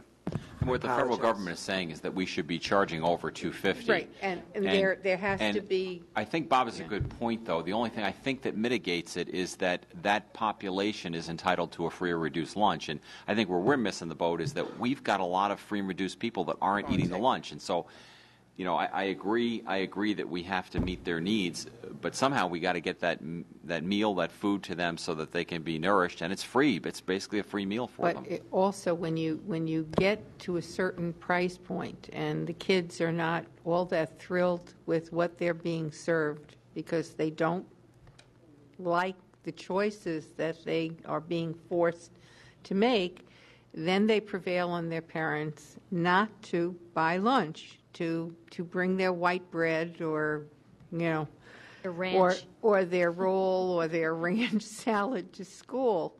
It's a cost benefit, and I understand the necessity of doing this, and I am one of the obese, so I understand all those issues, but I think that it's difficult to legislate. Well, I really hope that this district can maybe embrace team effort and education, because I have seen at Bear Road Elementary when they fueled up to play 60, and they incorporated the education with the students and the food service department. What they did was put little award symbols on the good choices and would talk about eating fresh fruit. So the gym teacher, the phys ed teacher, in coordination with my efforts, said, well, is fresh fruit available at breakfast? And I said, yes, I've introduced it 3 years ago, but because no one takes it, we put out a little basket of 12 items, and, 2 people take it, and we bring them back and put it back. Well, she educated them, and we went through hundreds of pieces of fresh fruit because it was talked about, because when they passed by that, she goes, well, put it out there and I will get them to take it. So, put it out and they will come, and it happened. And I know with my own children, when I would give them an analysis, if, I showed them that they had high sodium, my daughter asked, well, why is that? And I said, well, look at every time you had Kraft macaroni and cheese, it went way up. That made her sickened that she could never have that again, because education and what you choose is hand in hand. So, I know that we had issues with condiments at the high school a few years ago because we put hot sauce and ranch dressing on everything. But, populations can, and I think with everyone's help, educating that what proper eating is, that we can change people's perception and choices. I just want to see, as you say, at Bear Road they did this. It kills me. So many times we see whole pieces of fruit in the trash, and even if we could educate the kids, if you don't want it, leave it so that someone else can eat it. I know at Lakeshore at one point in time they had an initiative. The throw does that. Yeah. They do not throw it out. They have a table. Right. But if the new state mandate is that every child has to take it, then that takes it out of their hands again. At Lakeshore they do that too, Bob. Yeah. Thank you very much. Yeah, just one final thing. I think our challenge is to make the meals and the offerings attractive enough to kids. And to Louise's point, we've got to educate them and motivate them to take the food that's healthy for them so that they can be nourished. Thank you. Thank you, Louise.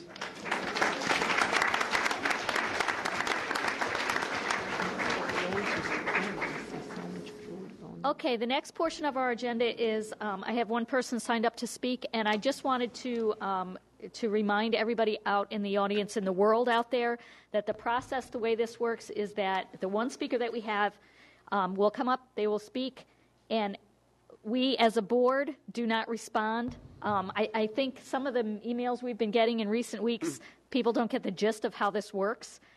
It's just a listening thing. So we just listen. We're not going to respond. It's very much an informational thing. So if kids come in, even during budget process or any other process during the course of the year, when it comes time to the public speaking session, it's not a give and take. It's one presentation, one speaker, and we don't respond. So, John Kurilla, thank you. Good evening.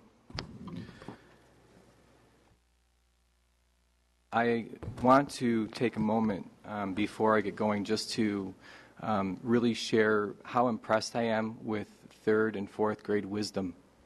That the Smith Road component that they put up there was outstanding. I really enjoy the candor of kids and how quickly things come out, and it gives us a burst of reality.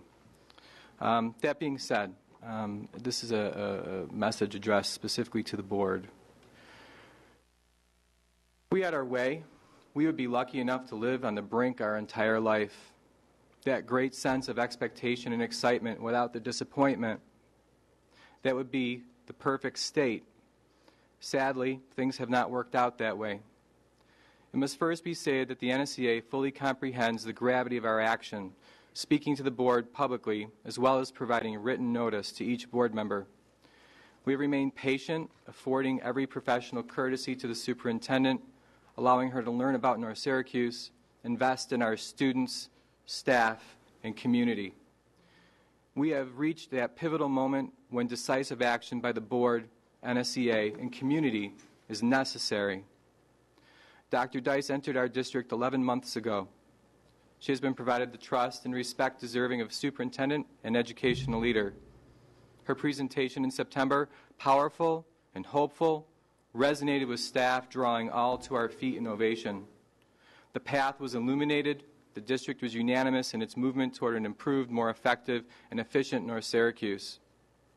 Several events over the year have left many to question the competence of Dr. Dice. The superintendent has offended many, professionally and personally, through her words and actions, effectively creating a maelstrom of distrust and dismay. The promise of transparency and shared decision-making has been at best uneven or absent. Dr. Dice's actions have divided our staff, our buildings, and marginalized our greatest asset, our human capital. Dr. Dice's continued sense of entitlement as well as apathy towards concerns regarding her leadership have caused this course of action, as well as a sense of rage among a large proportion of our staff. We are gravely concerned about our shared future should no intervention occur. Each of you has been provided an envelope containing detailed information to evidence these collective statements. Our hope is that through continued collaborative effort and discussion, We fix what has been damaged, as well as relight the expectation and excitement of our shared journey. Secondarily, we were recently made aware the board was asked to consider a vote on salary increases for several district-level administrators. This is considered to be a slap in the face to our community who supported our budget on the basis of providing sound programming to our children. This is a slap in the face to the 600 NSEA members who agreed to a salary freeze to support the desperate financial circumstances of our district. The number of people in attendance tonight should be a clear expression of the anger felt over such a proposal. We all have a larger job to do without increased compensation. We all have been asked by the superintendent, what would we give up in order to add something else? We feel the district has given up on its teachers, TAs, and support personnel. It is unjustifiable and reprehensible to propose raises for any staff member at this juncture. I urge the board to uphold the promises made to the community and vote unanimously no to the proposed salary increase whenever that vote returns to this body. We thank you for your time.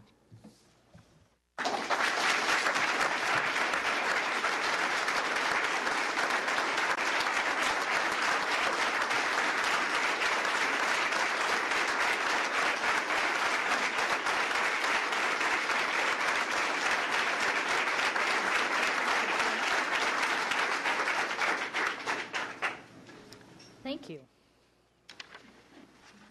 Board committee reports or comments? Just a comment that on Wednesday evening at Siena High School, 139 seniors will be receiving scholarships to go on to college, over 75,000. I know Dr. Dyson will be speaking along with somebody from the high school and Pat Carbone. I ask you to get there early because the program is going to start early. Anywhere between 10 and 5. We need to start a little bit earlier than 7. So we're looking forward to having everybody there. I'd like to comment on the retiree reception that we just had prior to this meeting. And it really was interesting to sit in the back and listen to all of the years of experience that we're going to be losing in this district. It's I used the term before, but it is definitely bittersweet.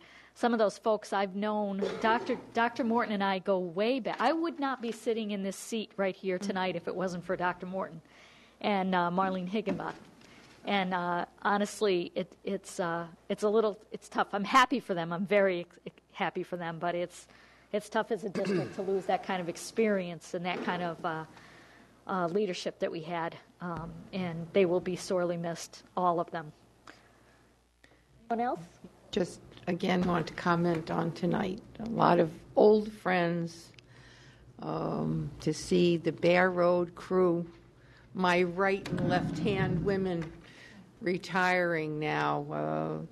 Those of you who know that I had kids who rose up in the district, and when I went to part-time work, I volunteered and became active with the PTOs. And Mary Simmons, who, and it's the last of the Mohegans, for me. But it was wonderful people, Marlene, an institution,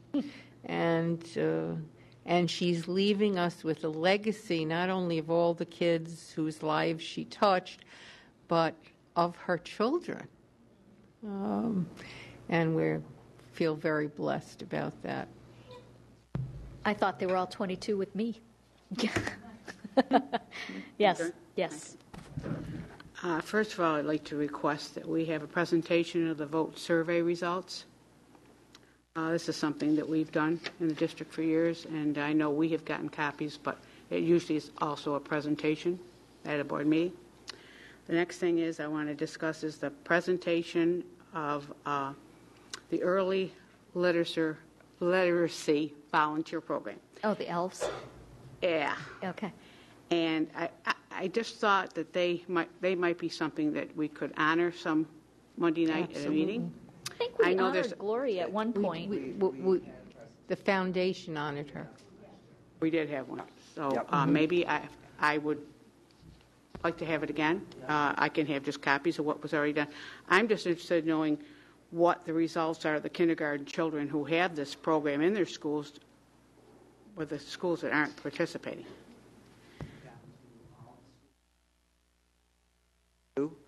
And one more will be next year. So. That's great. That's great.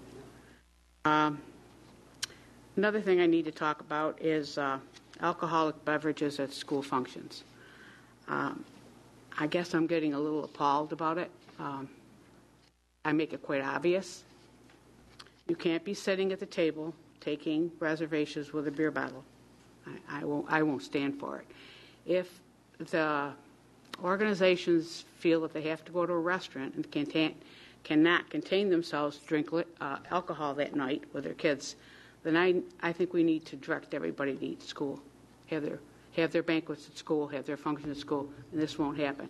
I don't like to do this to our tax-paying restaurants, but if somebody shows up at the bar and want to buy a beer, they don't have an idea where they're from. I mean, there is Karen Siemens from Cicero Elementary. She had an event there, and she did make the most elaborate posters that she put on all doors, that it was a school function, no alcohol was to be consumed. And I don't know why everybody can't do that. I'm just appalled. I mean, it happened at the last banquet I was at twice, and I just can't deal with it. So I need that taken care of if I could get somebody to help me there. And I know that Don and I talked today about the fences being locked at Gillette Road Middle School complex. I don't think you realize this, but we were at a softball game for the girls, championship game. And we're all sitting there watching the game, and all of a sudden I see these bunch of people come in with dog dishes and food and water. And I'm looking, I'm going, where are they going? They opened up the gate in the field we weren't playing on, put the dogs in there, sat on the fence, had their water, and used it as a play yard and a playpen. And that appalls me to no end. My kids are playing ball on their field, and the dogs are in there playing in the playpen. All I'm asking is for the gate to be locked. Yes, they can get in the field. They can have to go around the edge of it to get in by the dugouts. Well, then that's what they're going to have to do. But how could you do that with all these people standing around watching the game, and you're doing, if they have no shame, I have shame. I just cannot believe that we can't put locks on the gates. We have signs up that say no pets? You can bring your pet. They let you bring the pet. That's not a problem. But when you're using it as a playpen and you're sitting by the gate with 4 other people having a conversation and the dogs are doing whatever, it's not right. And they're 2 big dogs. Obviously, they had planned on staying there for a while. I called Tom screaming. And of course, he was at CNS with another event going on, and he couldn't get to Gillette. By the time he got to Gillette, they had left. It's just a concern that it bothers me a lot. All right, and I think I also spoke to you about this, Don, today, the RFP for attorney services. Mr. Blue told me that it was going to be up this spring, and I just assumed that he had told you and it was being done, but obviously not. And I also asked you if there was some kind of a service that we could go through BOCES using a COSER, if that might help. I don't know if that's possible. I know you will. Thank you. I'm done. Thank you. Anybody else? Okay. Baptiste? I just want to highlight a couple of things. Last week I had the opportunity to go to Gillette and hang out for the USA Military Day, and it was an amazing event. As I indicated to Elaine and Diane and Barb, that being here in North Syracuse, there have been a number of first-time events that I think are just so amazing to North Syracuse. So USA Day, I think is one of them. The Special Olympics is another, and there are many more. But it was just great to be able to walk around the room and meet many of our heroes, and to just see all of the things that they had brought to share with our students and our families. And so thank you to that committee for putting on an amazing event, as well as the choir that sang. I also had the opportunity to go to Allen Road, and Mr. Saylor asked me if I would participate, hang out with him in his phys ed class. Of course, I did not know until I got there that they were playing kickball out all the way at the other end of the field. And on that day, I happened to be in a red dress with red pumps. But it was, I had a ball. I took off my shoes, put them on the bench, and had the opportunity to go outside and play kickball with the students. And I, of course, was the pitcher. I didn't do too bad, actually. Of course, I can tell you that when I walked in, it was hilarious because I had to pass all of the classrooms, and I know everyone on the side was wondering, what is she doing walking out there barefoot, but they soon found out. As well as the week before, I had the opportunity to visit Cicero when they were doing their fundraiser for cancer. And on that day, of course, I need to start having sweats and sneakers in my car, because on that day,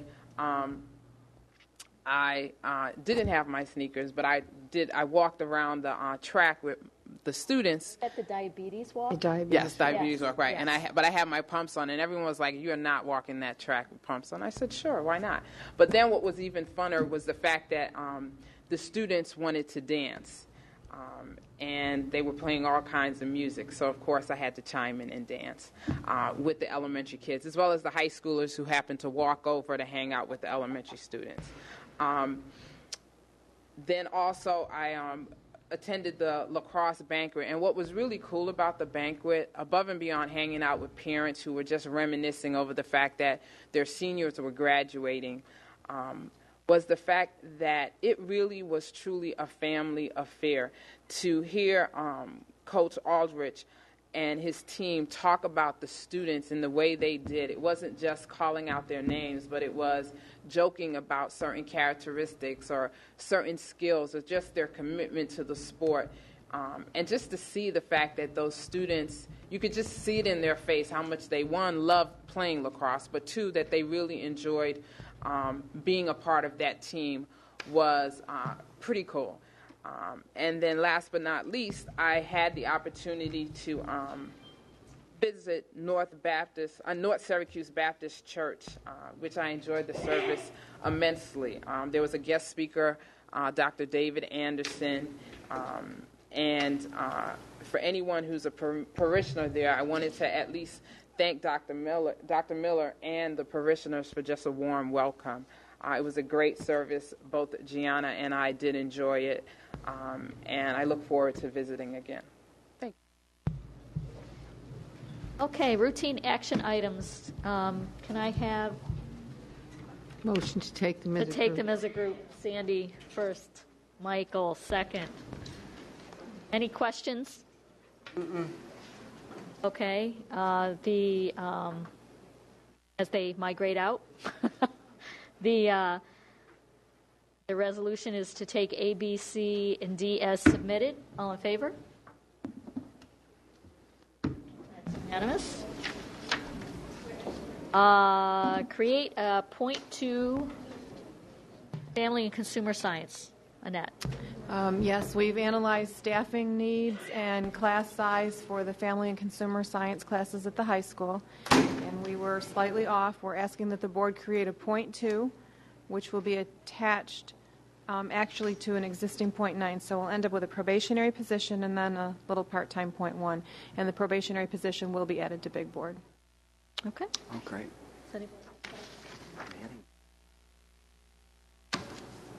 We need to vote on that? Yes? Do I have a second or a first? First. Favor?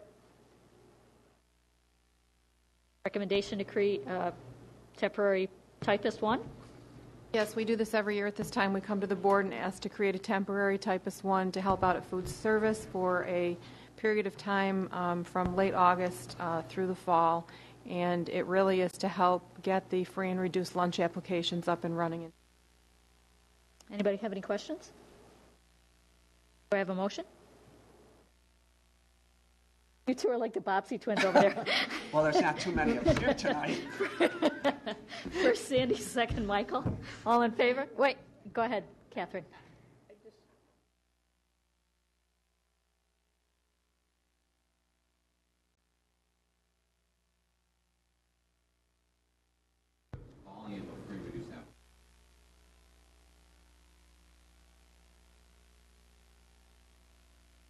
A free, free or reduced meal. I understand that. What did she say? No, Wendy's been so involved. what she wants to do, yes. Yes. Yeah, So, I'm sorry, I in didn't other understand the words, question. The other secretary is still saying, we're not getting. No. No. We do this every year. Right. Yeah. We've done the same position every Kids year. bring in. Yes. Honey, things change around here so fast I can't keep. She's in support of it. Okay. Yes, thank you. I'm all right. All right, are we good now? All right. Everybody in favor? Yep. Yes? Okay, that's unanimous. All right. Organizational meeting date.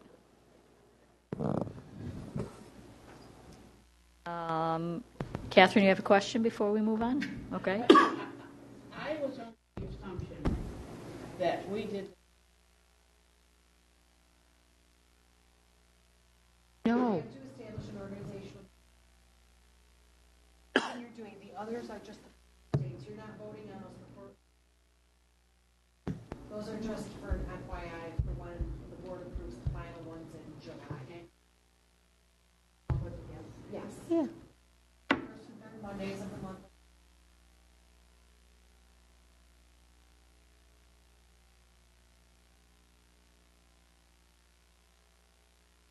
So if the Your idea, okay. and the purpose of tonight is just for the July 9th meeting. Yes. Do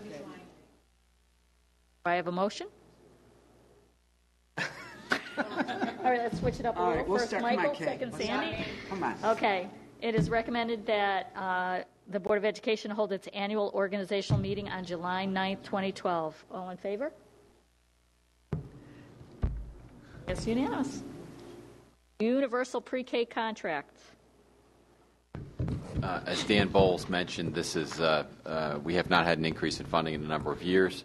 Last year, Dan and Wayne went through a process and assigned to Learn As You Grow, Northminster, and Head Start the 5-year contracts that went out. They went out to a bidding process, and all we're doing is re-upping with those same providers, same number of students, same dollar amounts.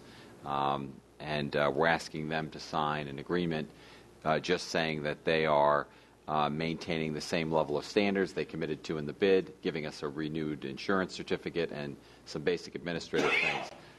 So it's the same deal as we had for the 11-12 school year. Anybody have any questions? Okay. Well, hold on. Catherine's got some questions first. Yeah. I was.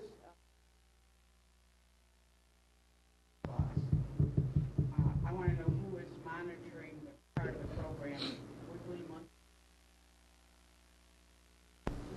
Dan. Catherine has a question. Excuse me, I'm looking at Donna. Don and I have made visits, at least 2 visits to all 3. About every 2 months, we've gone to the programs, we've had discussions, we've gone into the classroom, we've monitored the curriculum, and also looked at the enrollment of the students. Excuse me. And we're trying to make sure that we have continued contact with them. Pretty much it has been every 2.5 months where we've been in all of the programs and had discussions in regard to what's working and what we can do on our end to improve the program. And I think, Bob, you had mentioned earlier in the year, and I had met with some kindergarten teachers, and some of the kindergarten teachers have seen the program, but I think I want to have a wider discussion. And the wider discussion is what are both groups in need of and making sure that they're aligned together as far as what we can tell the preschool programs, what we need to see when those kids are entering kindergarten, and what type of information we can convey to them to make that happen. And I was just meeting with the kindergarten teachers, I think it was last Thursday, and having that discussion, and we're trying to see how they want to do it. Do they want to either have the pre-K people come to them? Do they want to go to each pre-K program? But I'm trying to see, should I divide it up instead of having that many people out at one time? But we did have that discussion the other day.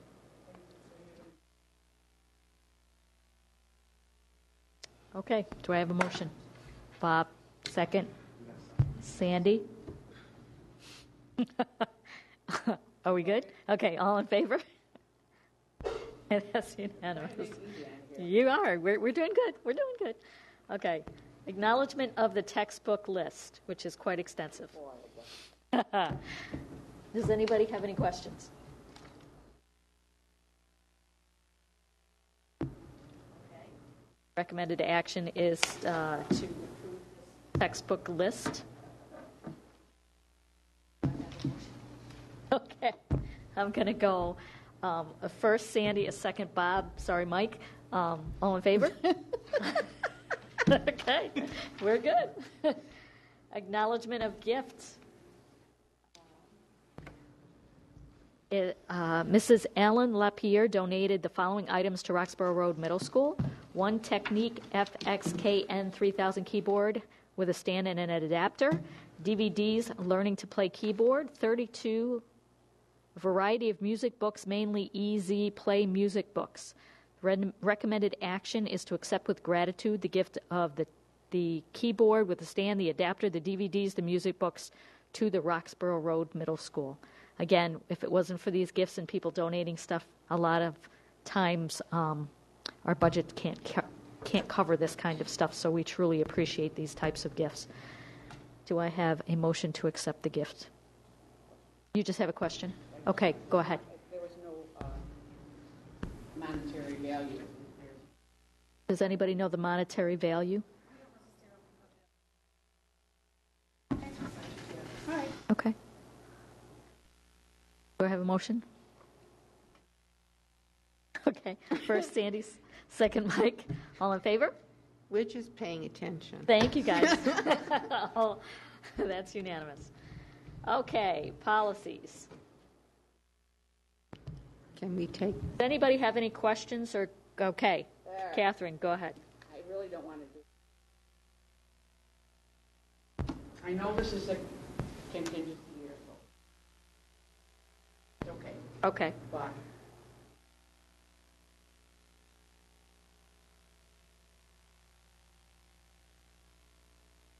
on a weekday.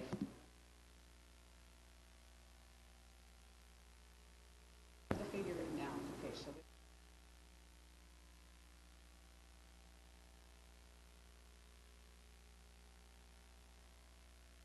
Our Syracuse kids. And I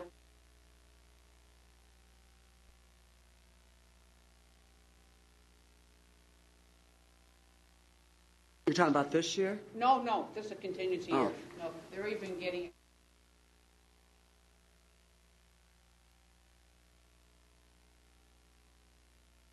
Okay, so for future reference, the recommendation, whether we choose to or not, the recommendation from Catherine is that we don't charge BOCES when they need to use our facilities.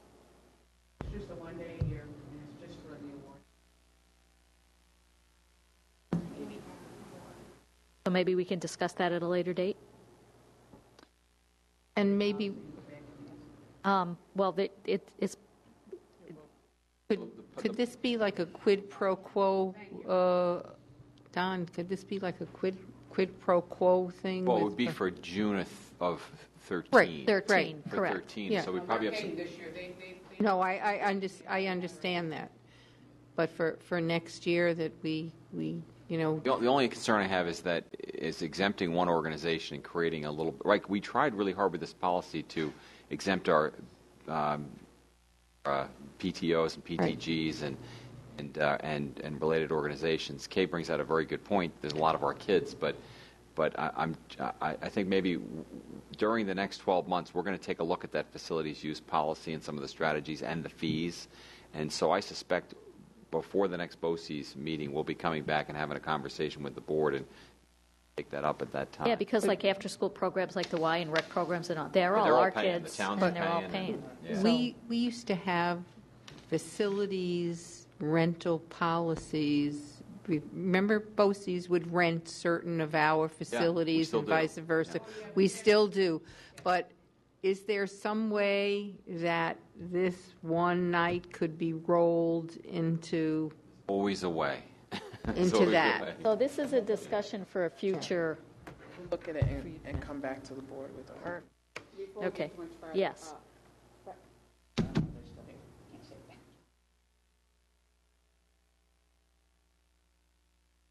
Okay. That's for scholars. So let's go back to the policy, That's what you're the gonna policy portion. Okay. So does anybody have any questions? Okay.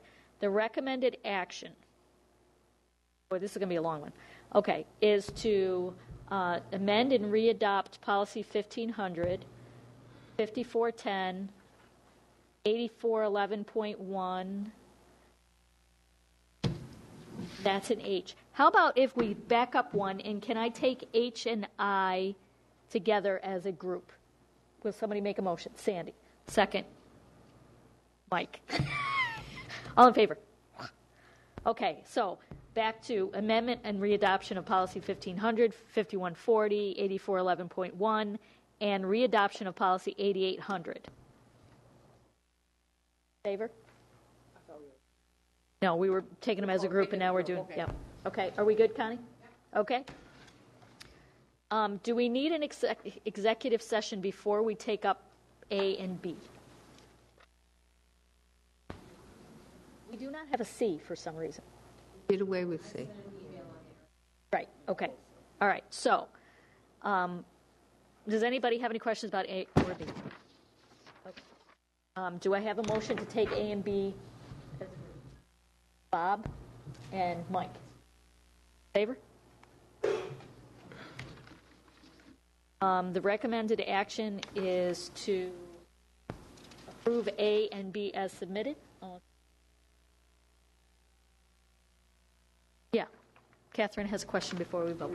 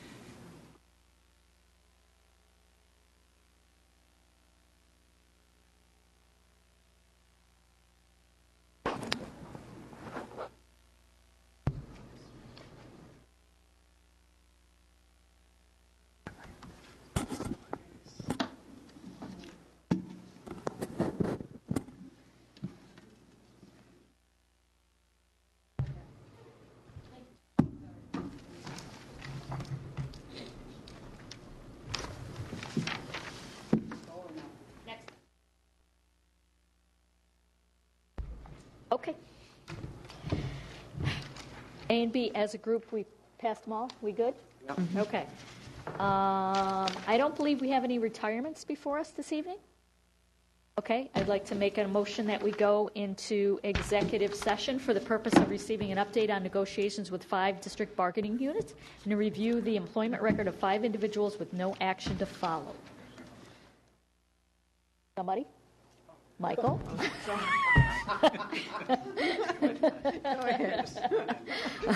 All in favor? Okay, that's unanimous. We are adjourned. Good night, everyone. Thank you.